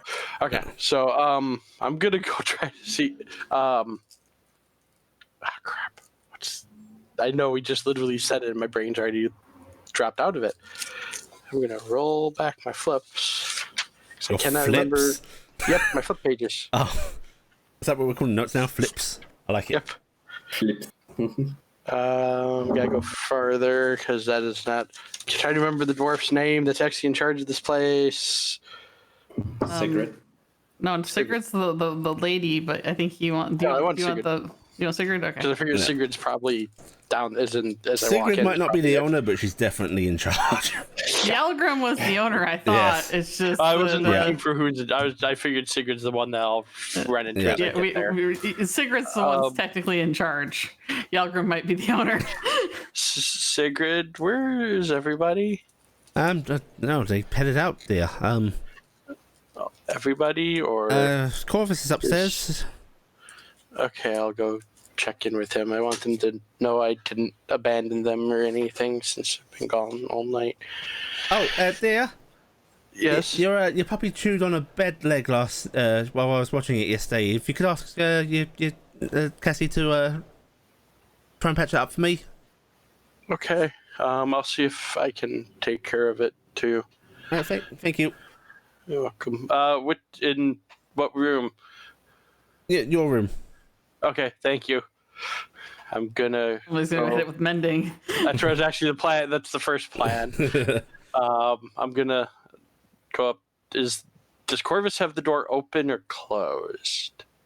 Probably closed. It's probably closed, and the puppy's in there with him because we all left him with the puppy. I'm gonna knock on the door. Bark. Corvus. Yes. Is it okay to come in? Yeah, carefully, your dog is in here. The moment you speak, there is a puppy appearing in front of you. I catch him. Actually, no, wait. No, I think this is more appropriate. I think I need to make a dex save to see if I catch him. Go for it. Okay, yep, you catch him easily, and it is licking your face. That tail is wagging frantically. It is so pleased to see you. I'm gonna pet him. It's doing those sort of like happy whines. Oh, I get to go see just how badly he chewed up the door. The wall. 1 second. Roll bite damage. Oh. Times 4 hours. He pees on you. Ah! On the plus side, I have a cleaning stone. Which sends... Puppy was not walked in the morning, and Puppy is very excited. Yes. I'm gonna go in, activate the stone. Right, you clean yourself off the stone. How bad does it hurt?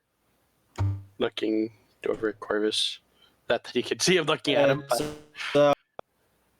It's a throbbing pain, and touching the face is horribly painful, but it is not as bad as last night, to say the least. Would something cold make it hurt less? Probably Corvus. Likely, yes. I don't want to leave this room at the moment because of what I look like. I may inadvertently cause Sigrid to yell at me more. I'm gonna grab a cloth out, and with prestidigitation you can chill non-living material of no larger than 1 cubic foot. Okay, very nice. I'm gonna kind of hold out the cloth here. Use magic to make it cold, but it'll help something for a little while. The eyes may consume it, but we'll see. Yeah, it's worth a try. You're welcome. Do you know which bed the dog chewed on? You probably just meant both and call it good. Well, I mean, I need to... I can't really see details at the moment, Carrick. Okay. I can see you, and I can see the dog, and I can see a bed and all of my gear, but I can't really see teeth marks. Okay, no problem. I thought they might have been a discussion. Okay, I didn't know the dog was chewing on a bed. I found out when I just got here. Carrick's gonna go down. Is gonna climb down the ground and start checking out. It's pretty easy to see. It is essentially the one closest to the center of the room. Okay. Is it mendable? Yes, it is mendable. Will that fix it? Okay. So I'm going to cast mending and fix that up. I'm gonna.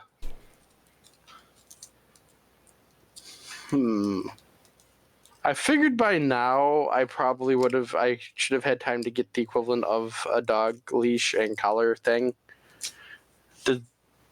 How much would that have cost? Because I'm going to try to take the dog. What quality do you want? Not like excellent quality. Casual, middle, standards. Middle. Yeah. Middle. Keeps it it holds up and does its thing. Well made, but not ostentatious. Yeah. Okay. I'll charge you. Let's see. 1 second. I know what to compare this to. Bit and bridle. Yep. I am going to ask you to pay a gold piece. Okay. And does it go with him?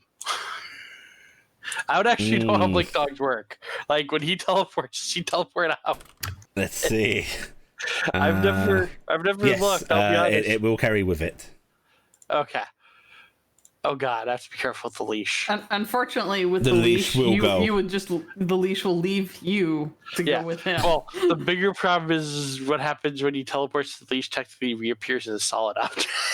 That's what I'm worried about. Actually, no. I think looking at this, the collar will go with him because he's wearing it. The leash will not. The leash will not. Yeah.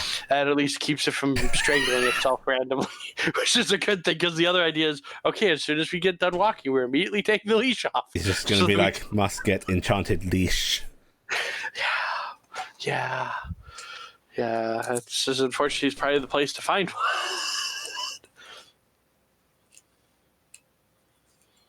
Gonna go. So, I'm Carrick. Corvus, do you need anything? You are Carrick. I'm just getting a handle on this before I take any more aggressive steps. Everyone kind of did their own thing. Gifton and Cav went to the library. Cass went to go get a sword. RG, don't know where she went. And Talday, I don't know where he went. He's Don't worry, neither does he. He's Alright, Addy, now something in mind. Okay, well, if you don't need anything for now, I think I'll take Pharrell out for a little bit. Possibly he was just kind of spinning around in a circle before he blinked out of here. I should be fine, all things considering. I'm gonna just ask, wow, why do I have such a hard name with with this name? Sigrid? Yes, I don't know why. I'm gonna ask Sigrid just to keep an eye on you to make sure if you need any help with just anything. hiring Sigrid to watch all our pets. I mean, I'm taking my pet with me. That would be appreciative. But you may want to tell her that my head is bandaged, not to shock her too abruptly. Did nobody tell her this last night? No, I don't believe that it did. It's a good thing nothing. Gifton was saying something about a boo-boo, putting medicine on Corvus's boo-boo. That's all that she knows, I believe. Yes, that was the character one sound. Carrick? Okay, yeah. You feel little feelers against your leg. You hear that little from the rust monster. Do we have a harness for the rust monster? You do not have a harness for the rust monster. It doesn't go very quickly. It's like it. I was gonna take it for a walk. Tiny. It's very small and very slow. Carrick, all of these pets are, I believe, your and Gifton's responsibilities. So I couldn't tell you what we do or do not have. I'll Okay. be honest, usually I just feed it a bunch of metal and it's pretty happy And to honestly, get cuddles. if you want to take it for a walk, Carrick, honestly, looking at its carapace, you could probably put a bit of rope around it and it would function just fine. And it can't eat that. That's. I'll try taking them both for a walk. It's gonna take Pharrell anyways. Okay. Pull my rope out. Sleight of hand. Where were right? you all night? I left the room. Goodbye, Corvus. No, what you do is you think he's blind, so you just stay there hoping he thinks you're gone. No, because you already said you could see me. Yeah. And Carrick is smart enough for that. I stayed at Telia's last night. Oh, this is the Morgani cleric, yes? No, not cleric. She's the daughter of the former priest. Well, hopefully not former right, priest. Is the one that went missing. Yes. I see. So. Okay. I hope you had a good time, at least. Yes. Corvus can't hide in books now, so he's interested in the rest of the party. Corvus discovers gossip. Corvus discovers things happen besides books. Corvus is bored and cannot read. Don't actually Hey. out of character is something like Grail a thing? Yeah. In this world, is it a wide known thing? No. Okay. Yeah, and it's also probably an entire language you have to learn. Well, no, I was just curious if it was like something that was known enough that like I know it existed. And type thing. give me a just a straight int check. Actually, history. I'll allow history. Maybe they're the same. My Actually, brain went to technically, knowledge the same checks, bonus. and it's like, wow, that's last edition. 11. No, you don't know of Braille. Okay. Yep. Okay. Well, I'll be back. I'm gonna go take them for a walk, and I don't think I can bring them in the library. All I can think of is later when Gifted and Carrot comes back, Gifted gonna like shove Carrot Corvus and be like, just read one of his favorite books to him. He'll like that. His words are like 6 syllables long. Carrick, Where'd you learn the word syllables? Oh yeah, Slate of Hand. Book. Carrick, Yes. you are getting what's the sleight of hand for? Trying to tie the Oh yeah, rope you're just around fine. the rest Yeah, monster. yeah. You are getting the experience Ali gets anytime she walks her dogs, which is you have one slow trundling thing, and you have an excitable puppy trying to go on ahead. Your arms are going to be stretched basically the entire journey. Unless you want to try and cheat Pharrell some good hip walking. So here's the question: Is the rust monster light enough and small enough that fit on top of Frankly, He's basically a little football that we just pick up. the rust monster is light enough for you to carry. It's tough enough that frankly you could drag it along and it probably wouldn't care. No, because talking about like will come up and see that and be like, "What are you doing?" If you'd like, though, you can give me an animal handling check to see if you can get your puppy to walk nicely. Sure, I will roll my horrible handle animal check. Very nice. Okay, I rolled really good because that was 19 roll. it'll be the focus is most of the walk because it's not a quick one and done. I will tell you that. But you can get him to. You're starting to teach him to actually, not pull. Okay. You do get a lot of looks as you're walking about with these because you are basically taking two very exotic things out for a walk, and you are wearing the very noble-looking clothes that you wore to the party last night. Yeah, I would fix that. Are you going to change? He'll wear a different set of noble clothes than he has, Actually, because he's no. always wearing noble clothes. Actually, I need to look what has is in that pair of shift weave to begin with. Noble clothes. I've got 2 pairs of noble clothes, a pair of travelers, and a pair of comet in that set. Noble clothes. Yeah, it'd probably be the other fine clothes. Yeah, but they're not as amazing as the one. They're actually it's only 21, and so you become the gossip of the block as you be a young fancy boy walking his strange pets. do I walk towards more guys? It's even worse for myself. That's up to you. But you can totally walk decide to the that library. while we hop over to Telday. Telday, Hello there. you're going about town, just picking up your bits and pieces. As you're walking through the square up here, you actually catch sight of something. There seems to be someone in military dress, not high ranking, looks to be a lieutenant, who seems to be gesturing as he walks along, accompanied by a pair of Warforged.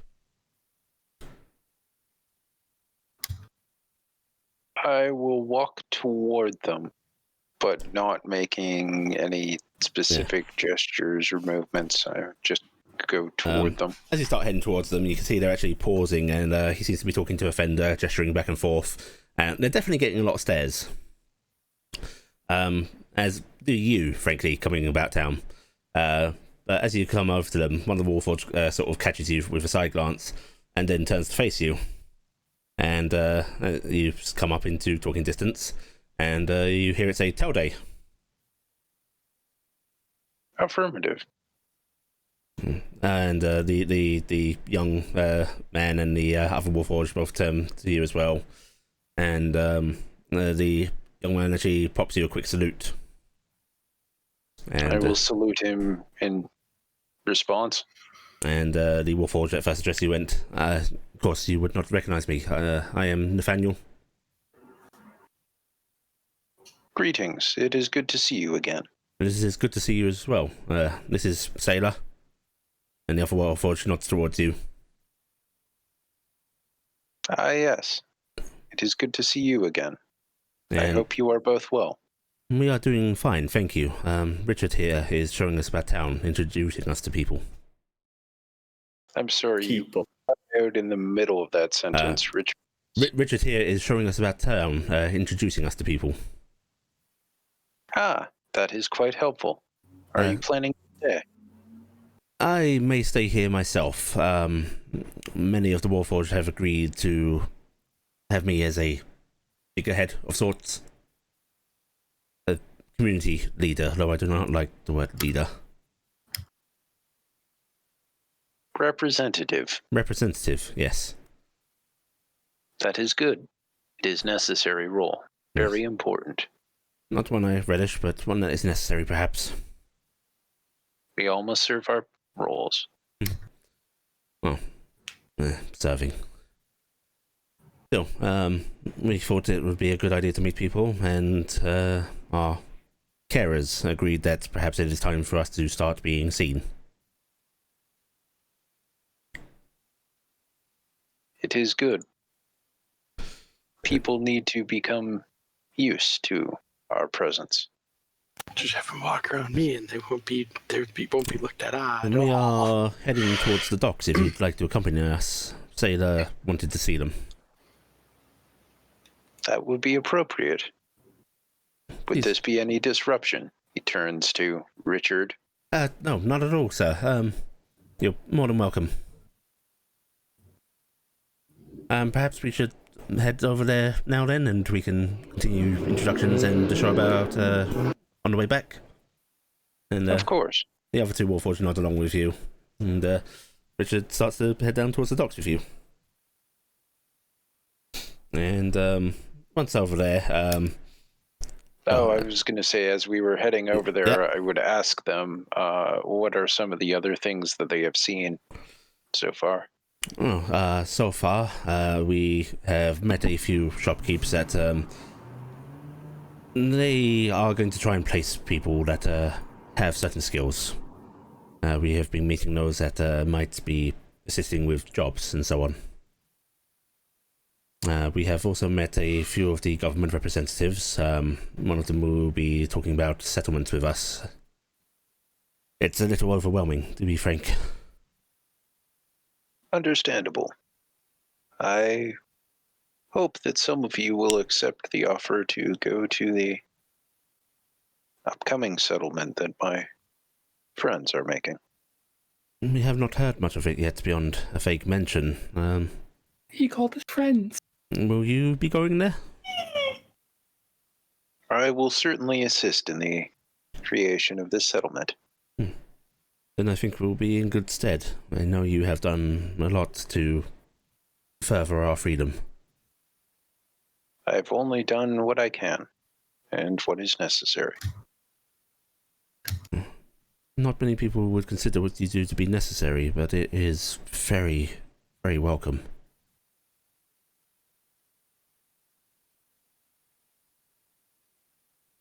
It is important that our people be treated well. Yes, I am hoping we can find a comfortable place in society here. It is strange, far different than my scattered memories. Do you have many? Fleeting, some, more like half-remembered dreams, but the way people dress, the way they talk, it is strange. The way I talk is strange, if you understand what I mean.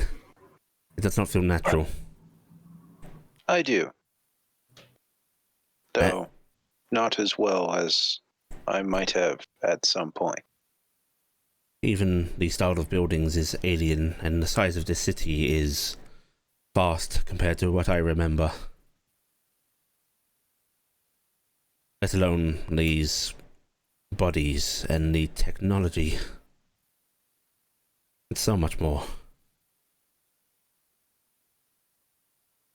It shall be difficult to get used to, but time should assist.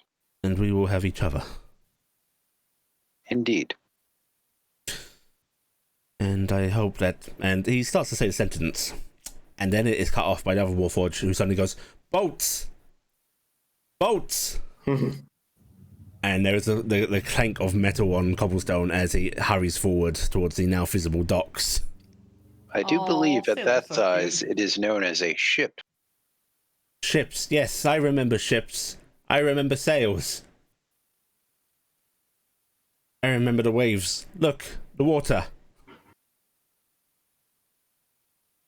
And Nathaniel sort of looks at you and goes, "Some of us remember less, or less completely." It seems he is very well attached to certain aspects, however. It seems to be common, remembering ideas or ideals and focusing on them, even if you cannot recall them fully. I suppose I am one of the lucky ones. I am not sure if it is better to remember more or less. That is something that could keep me up at night to think about, and I think will for years to come. It is good to know that a people will have a thoughtful representative. I will do my best by them, and for as long as they want me to. What about you?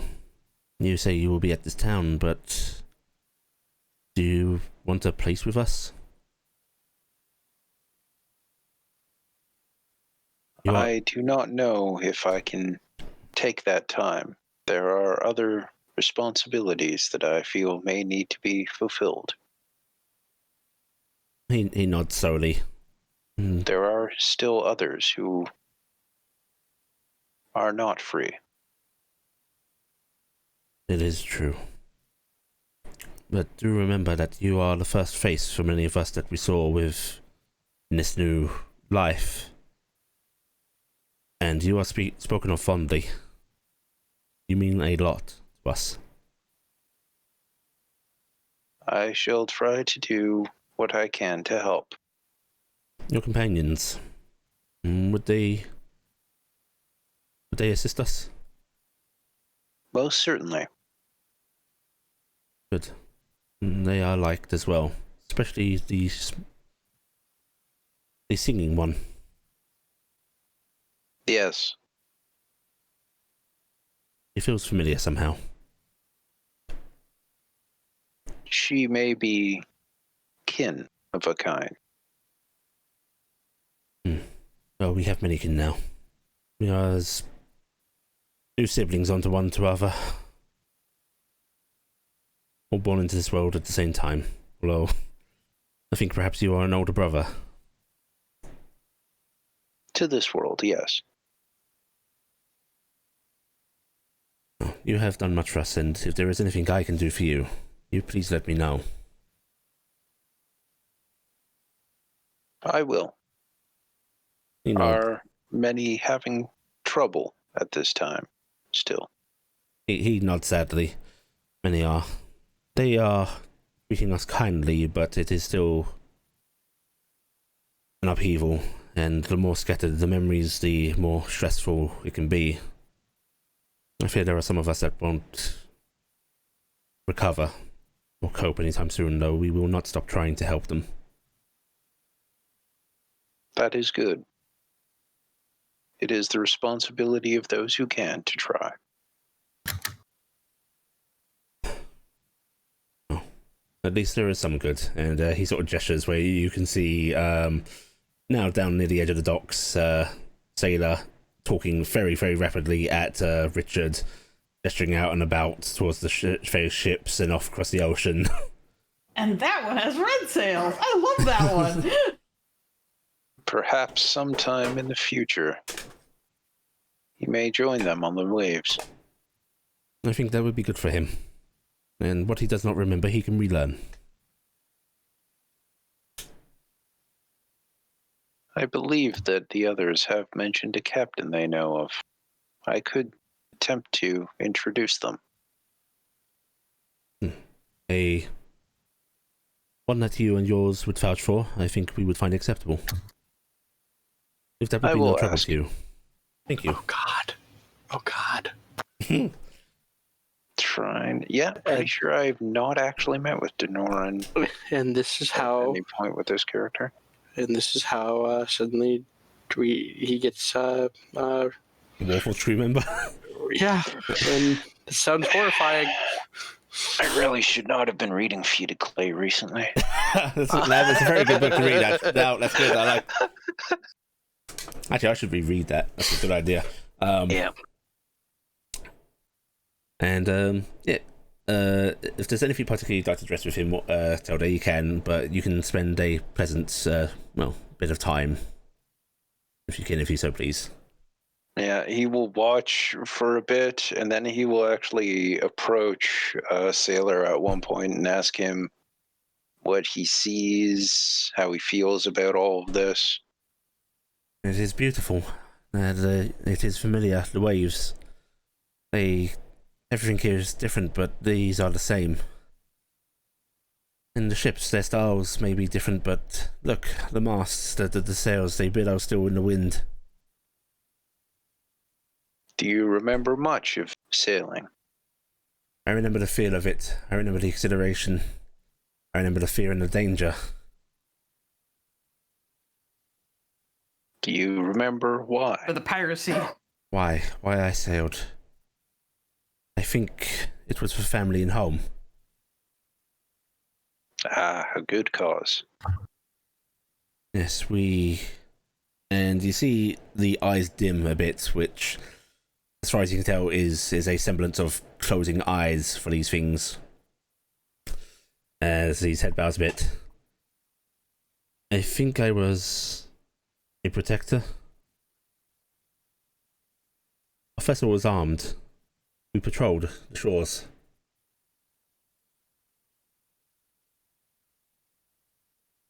We brought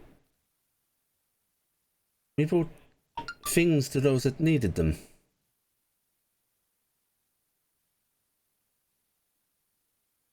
Very important work. Vital role. What was that? You cut out a bit for me. Very important work. A vital role. Do you think I can resume my role? Perhaps.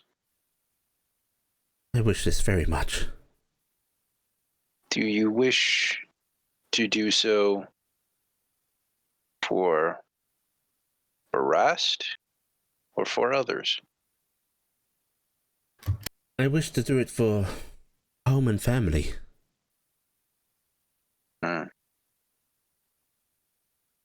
If Baras is my home and family,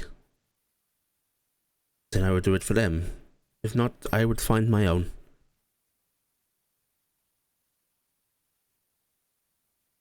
I think I would like to do it for us. He sort of places his hand against your metal chest piece and then his own. I will see what I may be able to arrange.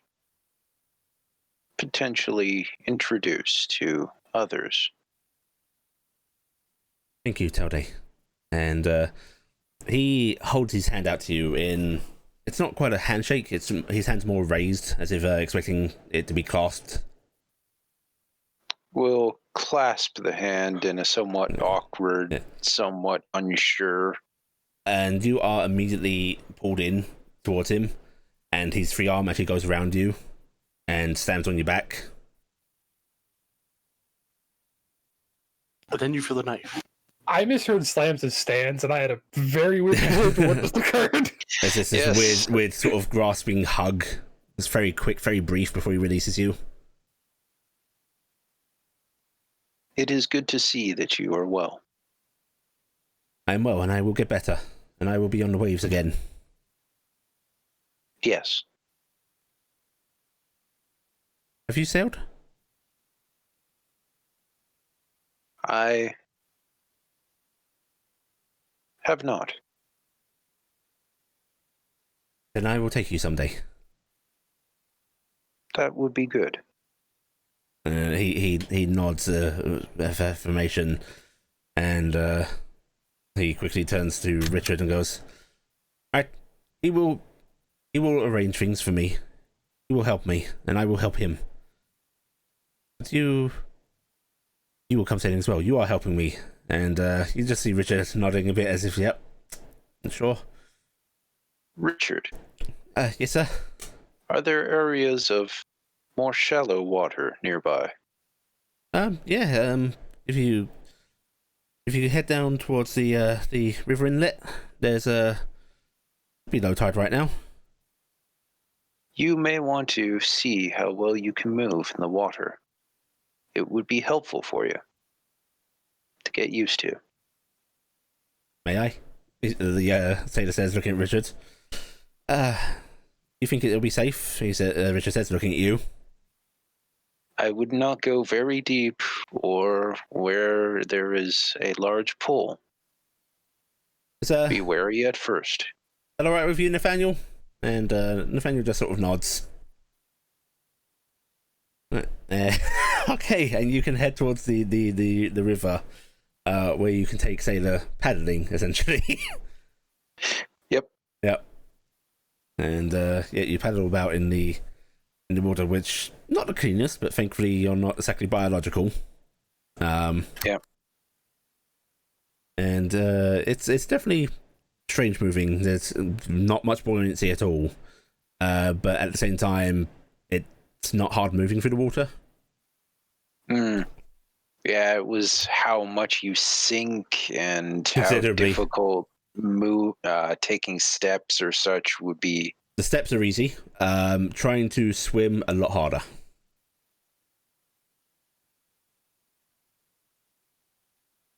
It may be different than it was before.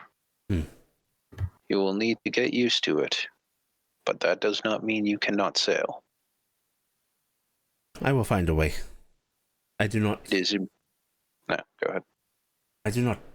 We do not draw breath. It is helpful. It is good to know what you can do, what you cannot. You see him staring down at the water briefly before he basically bows down and submerges himself face first into the water. Oh man, he'd totally be blowing bubbles if that was an option. And you can hear Richard, who has stayed on the shore, going, I think he's fine. He's experimenting. Which is good. Creativity. And he stays submerged for a good minute before finally coming back up and immediately turning to you, Telde, going, I think I will be fine. Good. I shall see about making introductions. Thank you, Telde. Thank you. It is good to see others who are happy. Are you happy? I am starting to be. Good. I hope you find it fully. And you hear Nathaniel clearing his throat, which you know is definitely a... Yeah, that is definitely one of those sounds that you have to intentionally make now. As nice as this is, we should continue our meetings. We have a lot to get in today. Yes. Forgive my diversion. No forgiveness is required. It is nice. I have enjoyed your company. As have I. Thank you, Telde. I hope to meet you both again soon. Yes, we must. And Taylor starts to clamber out of the water. And Richard gives you another quick salute. Sir, I'll see you around, perhaps. I like to think that Sailor, as he's going around, basically is just like a ship that's been pulled out of the water. Yeah, there's water just coming out of every him. orifice. Yeah. How do you already have barnacles? I stayed the ship, still part of the underwater. Part of the ship, part of the crew. Oh no! Oh no! And Nathaniel bows his upper body towards you before they start to resume their little go about. We'll salute Richard and bow slightly for Nathaniel. And Sailor just sort of waves very, very excitedly. There is not much composure there. slightly stoic wave in response. And you are able to go about the rest of your business and then head on back unless there's someone else you want to go. No, at this time I'm going to head back to the tavern after finishing the shopping. Okay, right. Carrick, you will finish your walk. Did you want to take them up by Talia's? Sure. It's not that far, if I remember correctly, on the map. For puppy walking, yes, it is. It is extremely far. It's on the other side of the palace, right here. Oh, that's right. I keep forgetting. It's the library. But you just might end up carrying them back. Do you want to walk to the library? Not in that case. I'll walk up towards the library and back around. I keep flipping around that the library is the one close to us, not the temple. Okay. You head towards the library and you're walking back, and it's fairly peaceful. You do see, as you're going about with these strange creatures, children gawping as you go by them. And it's not hard to catch the excited sort of whispers of "Mummy, Mummy, look, it's a strange dog and a bug." I mean, I point out that there's the fancy clothes and there's wings, because he's really not hiding them anymore. Yeah, look what the Dragon Man has. But yeah, you walk them. We're gonna have children in the middle of the night coming up to the Hound and Hydra. It's the man with the strange puppy. Hey, I got the name this time. Sigrid's gonna be they were more looking for you. Would be like, we're sorry. Except it's written on the map as the Hydra and the Hound. That's because it's written wrong. No. But yeah, you walk them and you can make your way back. Cassie. Yes. After getting your sword, is there anything you particularly wish to take care of? Well, I have to go blast a guy again. You want to resume your fight at the temple? Yeah, because we don't want to deviate too terribly far. Okay. But she is going to swing by Millie's and pick up some stuff for tonight. Okay. Yes. Minnie sort of greets you again happily. It's very insistent you tell her, how they do enjoy things. You made sure that your friends ate as well. Hey, Cass says, yeah, I got a little too much. Still decent. A little tough. No such thing as too much. It's better than not enough. Yeah, but when it gets a little too old. Oh, it's still good. Heat it up again a bit. It can help with quite a lot of things. But we're going to be probably heading out here, so I won't be back for a little while. So I want to take a couple of those, and a couple of those. No, certainly, dear. And she'll prepare you a little box, which will cost you a couple of silver pieces. Thank you. Right, you be safe, dear. Always try. Oh, moment no. So I've heard from a couple of my regulars that Sorry. that little dragon boy, he was seen coming out with Talia. Oh? Mm-hmm. As in kissing, embracing. Okay. Was here early in the morning and hadn't actually arrived early in the morning. Cass is just kind of looking at her a little, okay. Maybe had stayed the night. Oh, no idea. He wasn't back at the inn when I left this morning. Oh. You're no good at gossip, are you, dear? No, I'm not. She said we're talking to the oblivious. But also, I don't pry into party member relationships too much anyways. Oh, it's not prying. It's just a little bit of fun talk. Well... There's nothing wrong with talking about the happiness of others. Cass is just kind of doing the thinking about it. Still, I don't know what's going on, so I can't really comment, but they are cute together. Oh, they are just... Well, you find out anything. I want to be the first to hear, okay? Well, I don't know if I will hear anything because if you find out, I want to be the first to hear. If I hear anything, I'll let you know. You do know they went to the ball at the prince's party at the palace and danced together all night. Cass knows. Cass is in. Right. Well, Cass is starting to chew, and while she has her mouth, but they look really good at the party last night. The party. They ate him on the street balls. Cass is kind of pointing towards the palace. Oh, well, isn't he a fancy boy then? Oh, we were all there. Oh, la-di-da, look at you, she says, sort of leaning over and giving you a little nudge, smiling. You wear something nice yourself?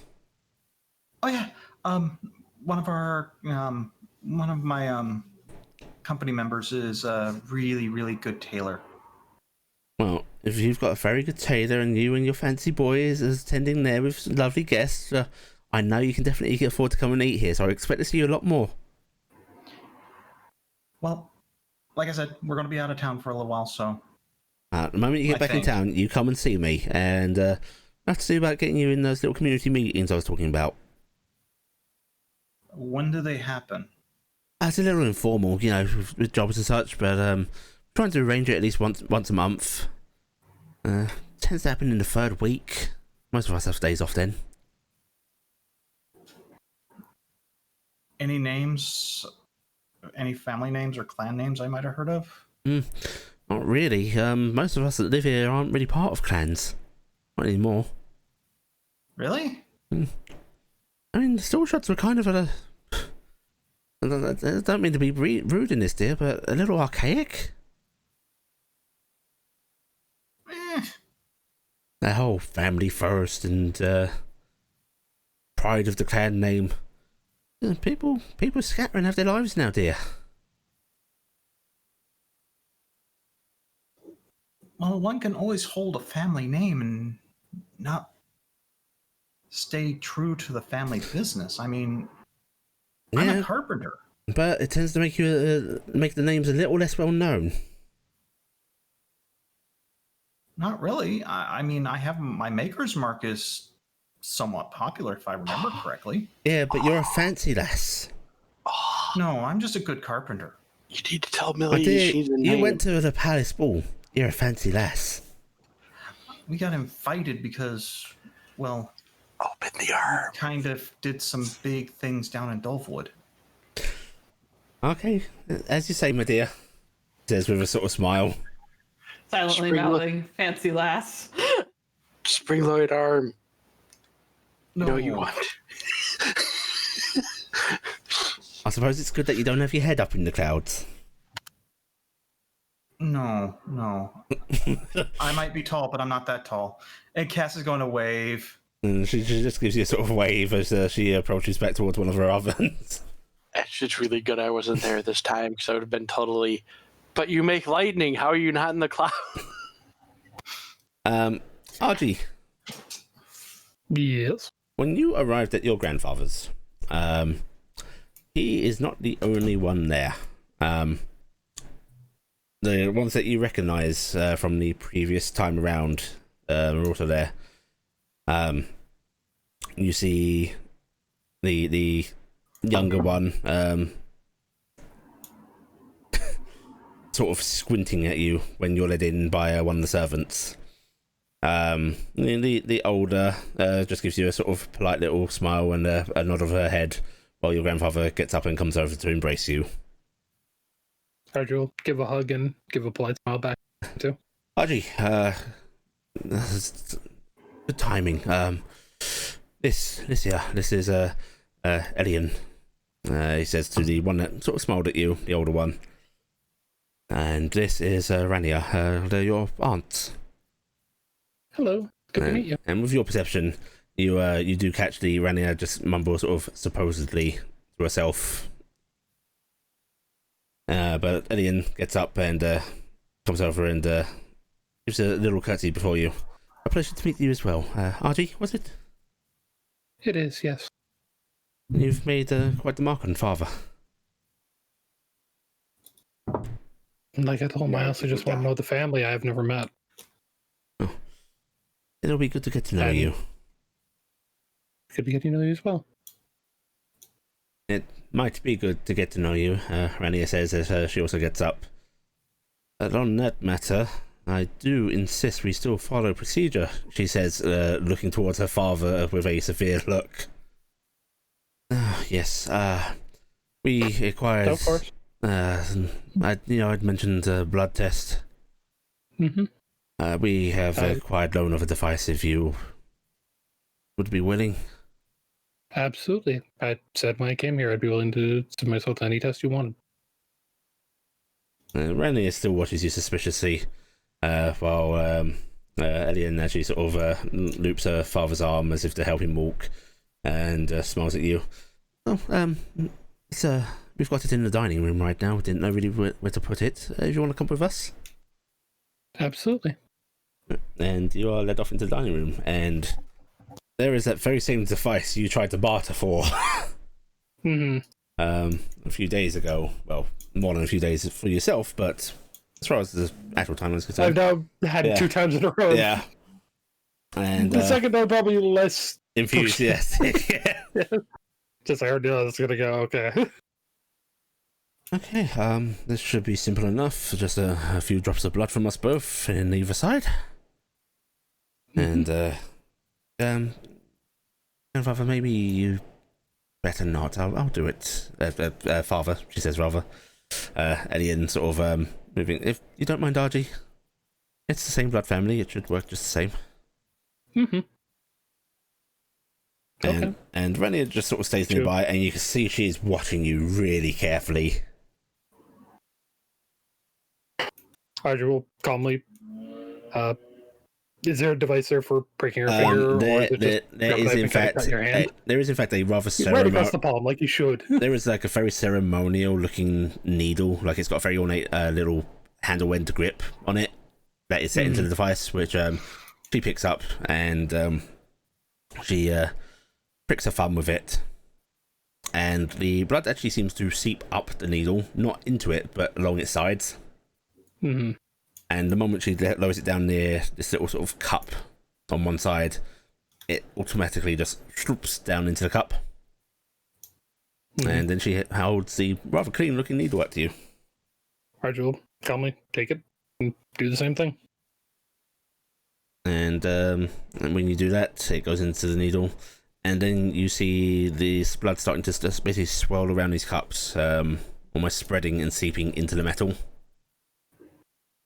And once it's basically gone, the small set of gems sort of along the front of this device just pulse a soft blue. And you hear your grandfather just let out a relieved little sigh. Rania sort of lets out, I guess you are family. Like I said, I had no reason to lie about it. I apologize. If I had been, I probably would have tried to ask for money or something like that, but... Well, It's a long... Had a lot of people try and claim it. It wouldn't be the first person to try and claim, but I apologize all the same. It's not your fault. That's how the world is. And you see Elian sort of smile at you, or just like opening up her arms to you. And she'll like her aunt. And she pulls you into a tight hug. And she's sort of holding you. You can see her looking aside to her sister and going, needn't have tested. You can see what she looks like. Such things can be faked, but yes, I suppose. And once Elian's done hugging you, Rania moves on up and offers you a far more sort of awkward one. Argy will at that point pull her in for a proper hug. Oh, yeah, some things I suppose do run in the family.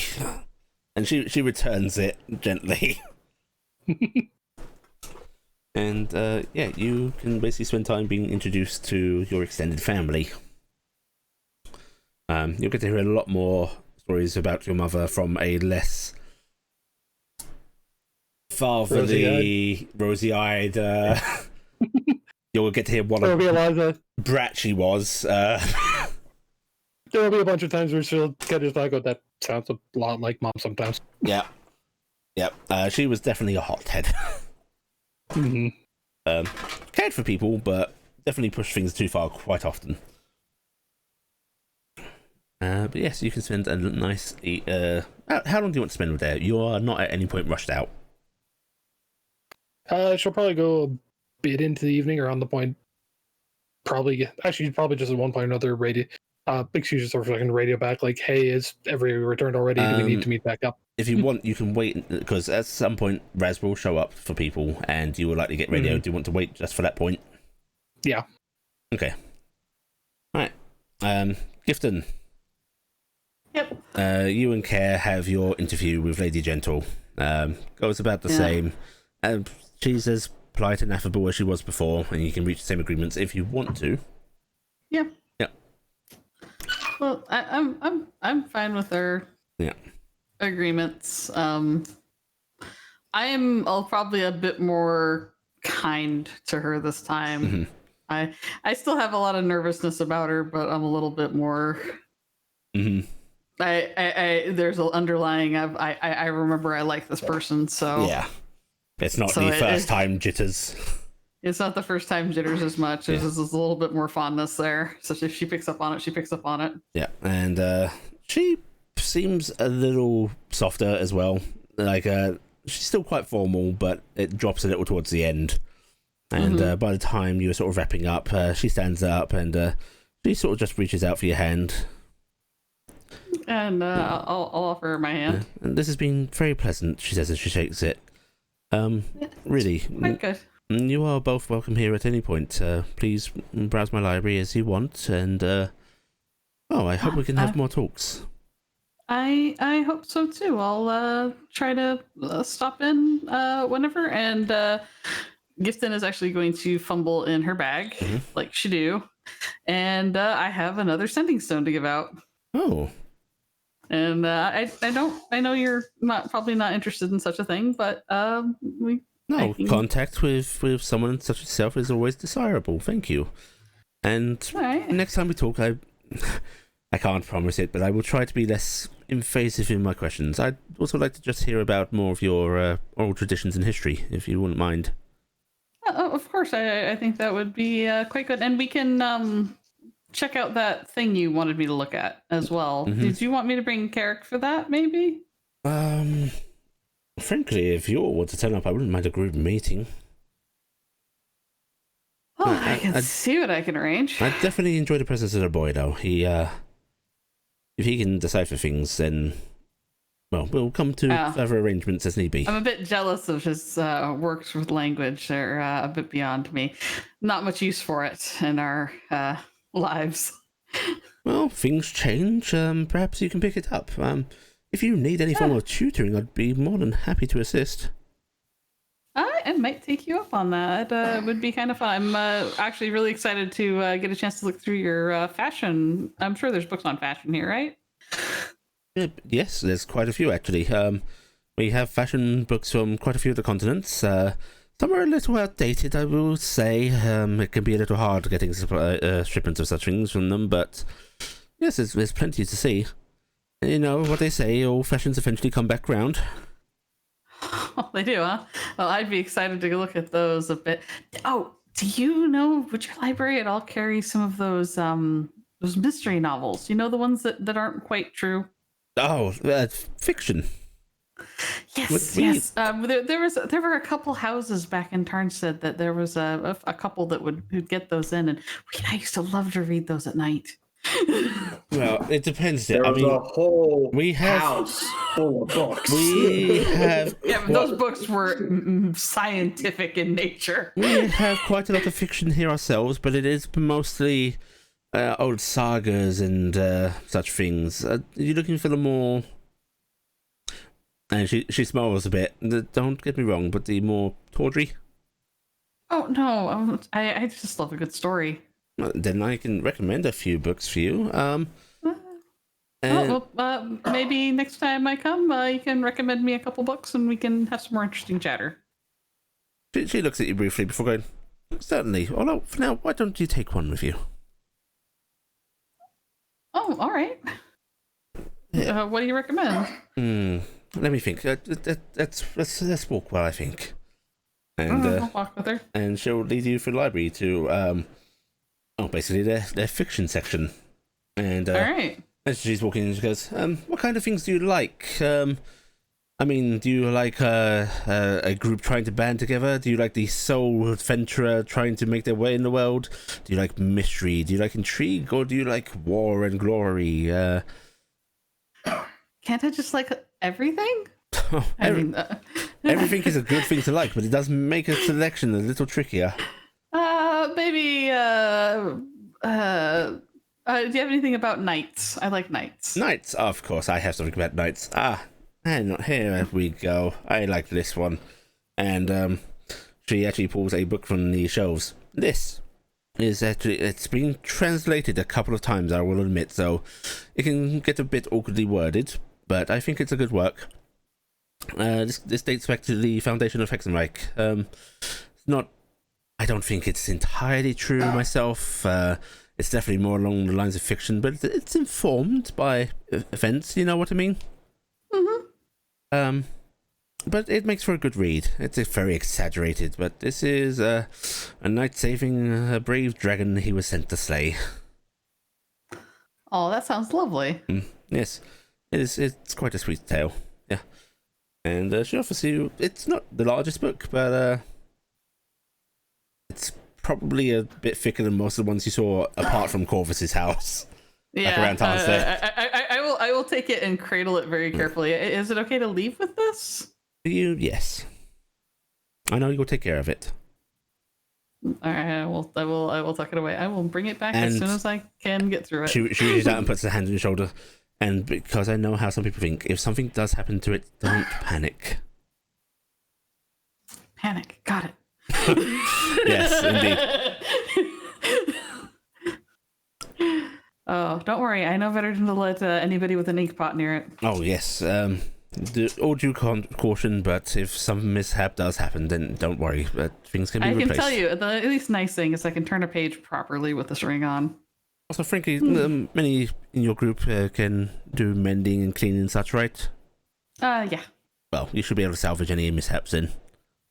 All right. Well, it was very nice to see you, Lady Gentle, and I will try to be available. Yes, you as well, Mr. Brockgren. You have a good day. All right, good day. And you can. Ethan's got a book to read. Yeah, you got a book. Like it's a book not about like religious sadness for Gifton. Yay!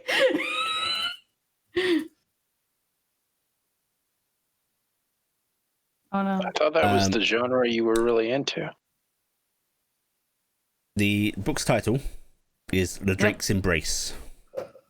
Oh, nice. It's a tawdry novel, after all. It's a very sophisticated novel. It might have a couple of tawdry bits, but it's sophisticated tawdry. I'm just gonna say she recommended this, which means she's probably read it more than once. And then I'll head back to the inn. Okay, you head on back to the inn. Cassie's going back to the inn. Talday's heading back to the inn. Talday's heading back to the inn. Corvus is in the inn. RG is staying until his word. Carrick is heading back. You're heading back to the inn. Are you going out again? I am. Actually, wait, no, I don't know how early we're leaving, so no, not yet. Yeah. There's actually, what time of day is it? Get back. It's scattered because of all the different timings, but for you, about afternoon, yeah. Come on. Yeah, we'll go back to the inn for now. Okay. Right, you'll filter in at your various points and do your own idle little bits and pieces there. Ethan's gonna take out a book and read quietly. Yeah, eventually all of you are in the inn, except RG, of course. So any group discussion you want to have, you're good for. So, Carrick, sir? Mm-hmm. Cass is walking in, looking at Carrick, going, Carrick? Yes? What were you doing last night? At the party? No. Because apparently a lot of people have questions, and they really want to know. And Cass sets down another box.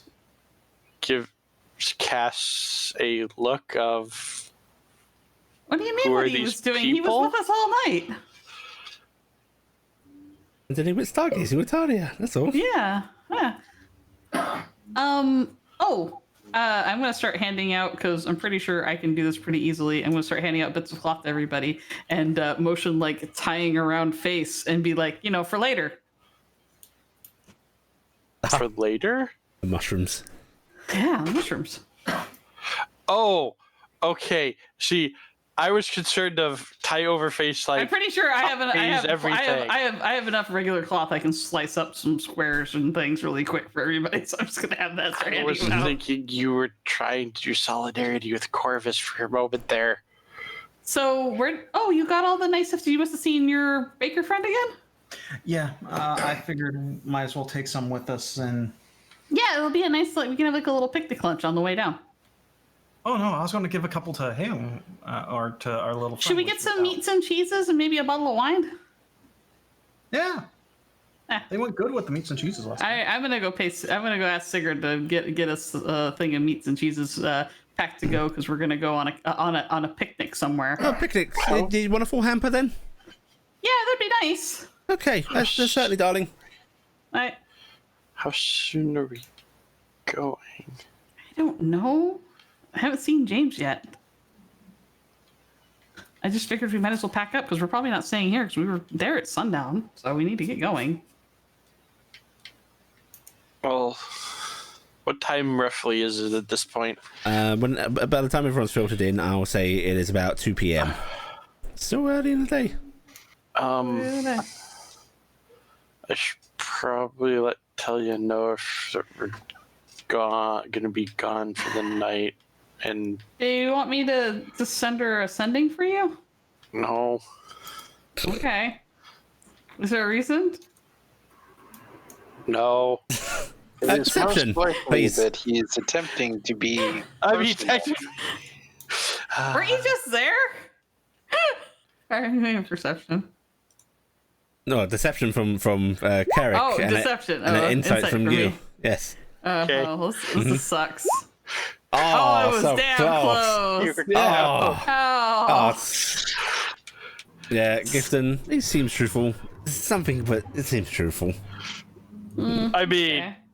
I will say he's probably at the borderline All right. of blushing. Well, Yeah. young man, why don't you go do that really quick, and we'll make sure we all have everything that we need before we head.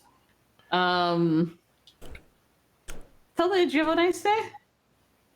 I did. I was able to meet up with 2 others. Nathaniel has been chosen as a representative, and Sailor was able to see ships.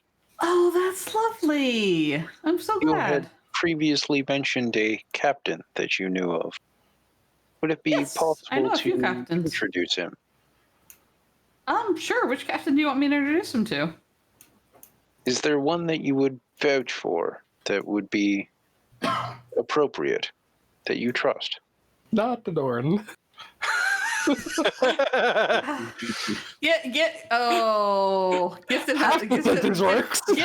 Gifton has conflict now.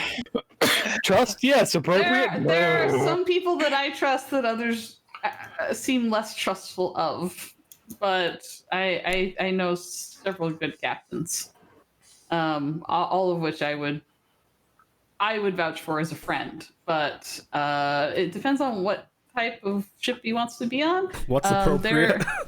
What kind of work does he want to do on a boat? Because there is the Swift Blue, which runs cargo and mail, and basically just kind of helps out along. There's the Elusive, which we know a little bit more closely, and I believe there's also the Liquid Asset from the Capes. We could try to get him to work with the Capes. I do believe he mentioned remembering bringing things to people and protecting them. All of them have a tendency to bring things to people. Some of them bring people to people as well. What do you say, Blackheart? Did you send your letters on the liquid blue? No, I sent them on the Swift Blue, and I sent yours with. Remember? Okay, that's right. I couldn't remember if that had happened already. Yeah, that happened. The Swift Blue's already happened. So yeah, there's the Swift Blue. Man, this all is that a happened. funny fucking coincidence. Okay. So you're having this discussion down in the tavern. Yeah. When the tavern door opens and in walks James, who is not in uniform right now, flanked by Denoran. Oh god. And the large lizard folk. All right, so Gifton's not facing the door because that makes this better. But the elusive's really nice. But I don't know if that's the kind of work Sailor wants to do. Anyone that is facing the door, you can see Denoran put out his hand to try and stop the others and just do a... I would like to say that I am looking intently at Gifton and not notice this. Whether or not I'm facing in that direction, I definitely want to say I don't notice Cassie, this. Carrick, you're facing the door. Corvus, are you still up in your room or are you down with the rest? But her captain's a really nice guy. Okay. Her captain's a very nice guy, and honestly, all the crew that I've met have been really nice people. They seem a little standoffish, which I mean, you kind of get. I mean, they don't know us, but they seem good. But I don't know. Cassie, but, Carrick, I mean, you see Denoran beaming, and then he gestures at you as if, keep her going. We do have a better in though with the Capes though. So if he's looking for work, we could probably talk to Capes into. They've got several boats. Denoran does a really over-exaggerated mimed, oh, my heart broken.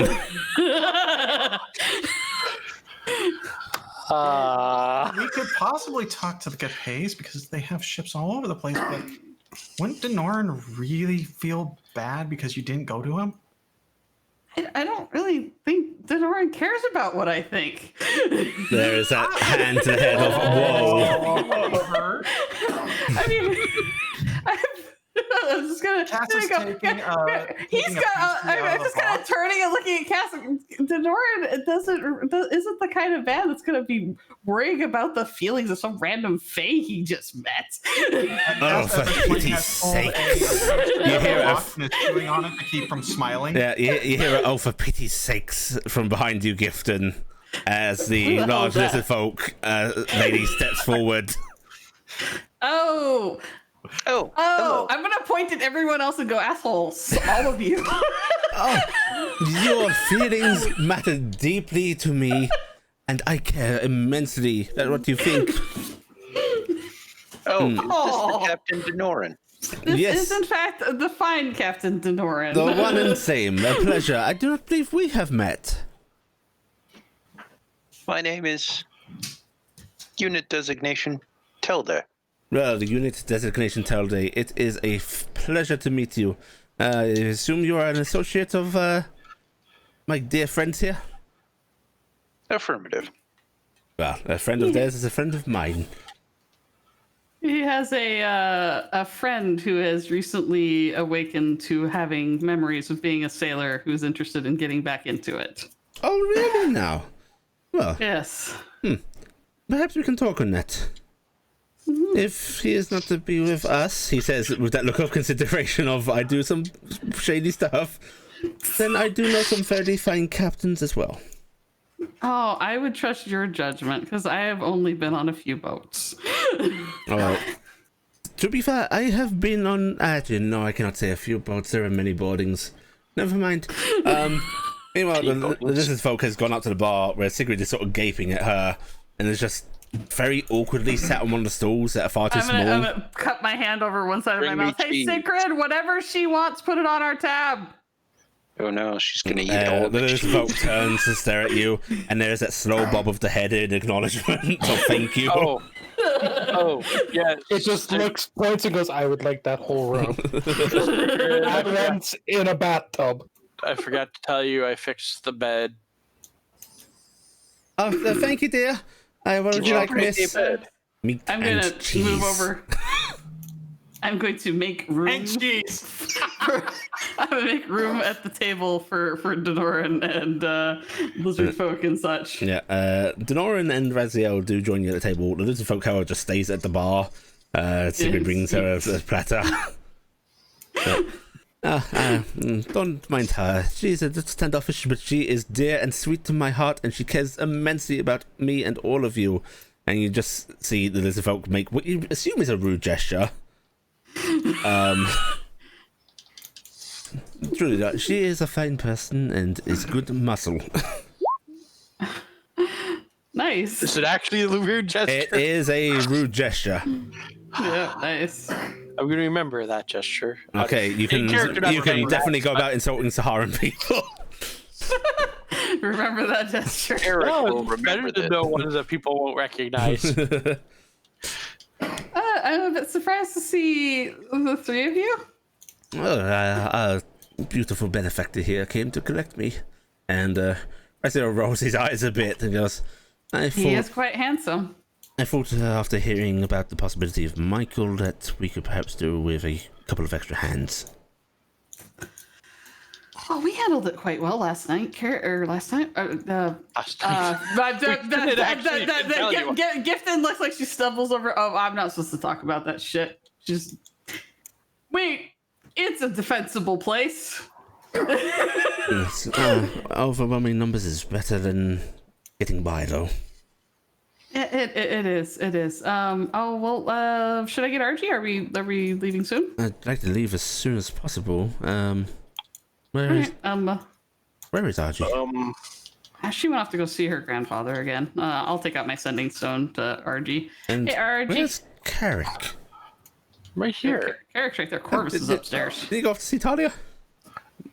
Not yet. Not I yet? was waiting. Okay. No, I was waiting for the meeting, so I wasn't sure if we're actually leaving or not. So. Where's Corvus? Upstairs. I probably should go change his bandages again. When does he get that off? Oh, I really should have asked our fine doctor that. Yeah, I assumed either once a day, twice a day, 3 times. I don't know. Maybe a week. How can you take it off once a week, once a day? Gifton's hands are slowly going through her head for a while. I'll go get him. I'll go get him. I'm gonna go upstairs and go get Corvus. if we must be going soon, I should go pass on a message before I leave. Okay, go take care of what you need to. I suppose we need to wait for Archie anyway. Does anyone have communication with her? I just use a sending stone. I got a sending stone. All sending stone. Hey, RG. We're rallying up. Raziel and Denoran and others are here, ready to go. RG will grab his tongue again and just send back up. Okay, on my way. And put it back in your pocket and politely excuse herself. Sorry, gotta go. More save the world stuff. Carrick is running. Okay, you be safe. And you get embraced by your grandfather. And over time, even Rania has become a little more relaxed with you, and you get some hugs and well wishes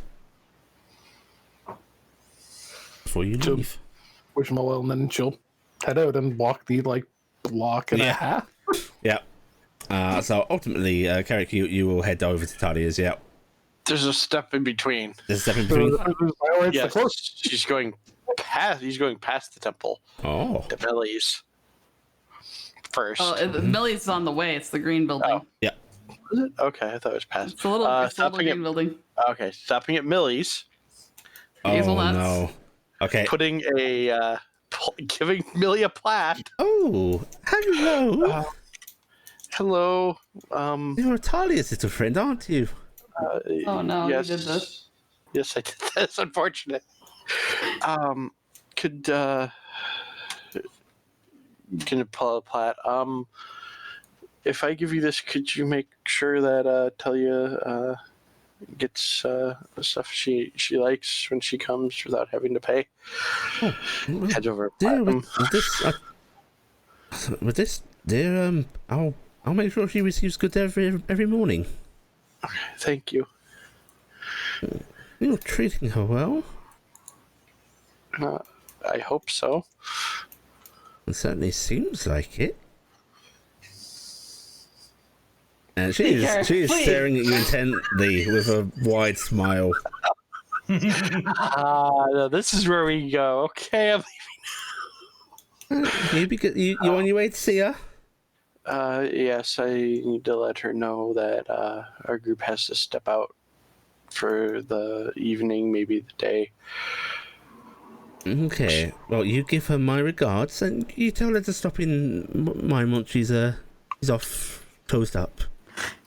I find this adorable in that he hasn't checked in on her every day since we've been here, but now that he's had a night, he's the needy boyfriend. It's adorable. She asked to see me later, and so Carrick's gonna head over to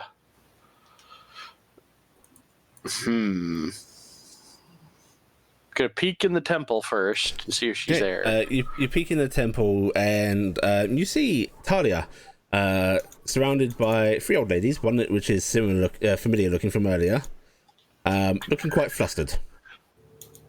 Oh no, you're only going to make it worse for her. Why do I not have invisibility right now?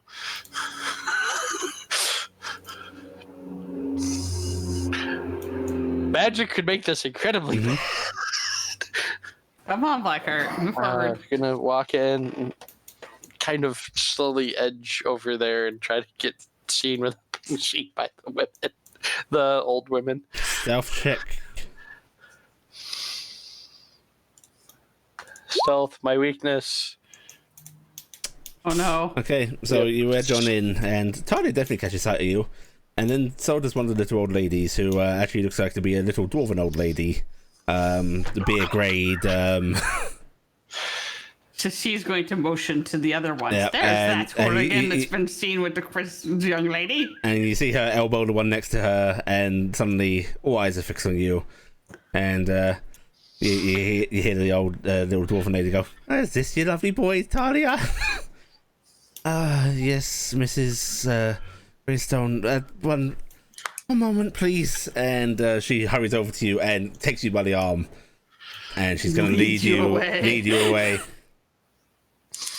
And as you are led away, you hear one of them cackle, and you just think, "Look at the bottom."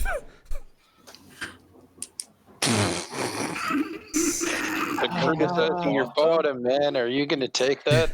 Look at the ass on that one, is what they're saying. Yep. I just figured they took a good guess on his position in bed.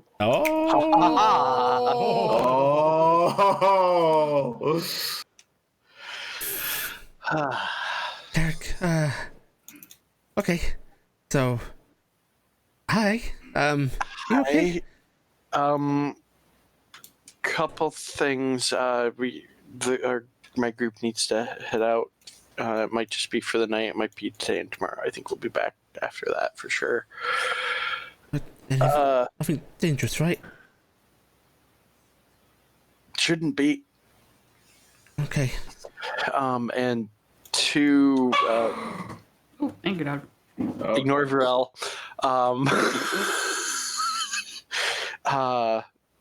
Millie asked you to stop by after you closed up the temple for the night. Oh no. Yeah, that's probably a pretty good way to put it.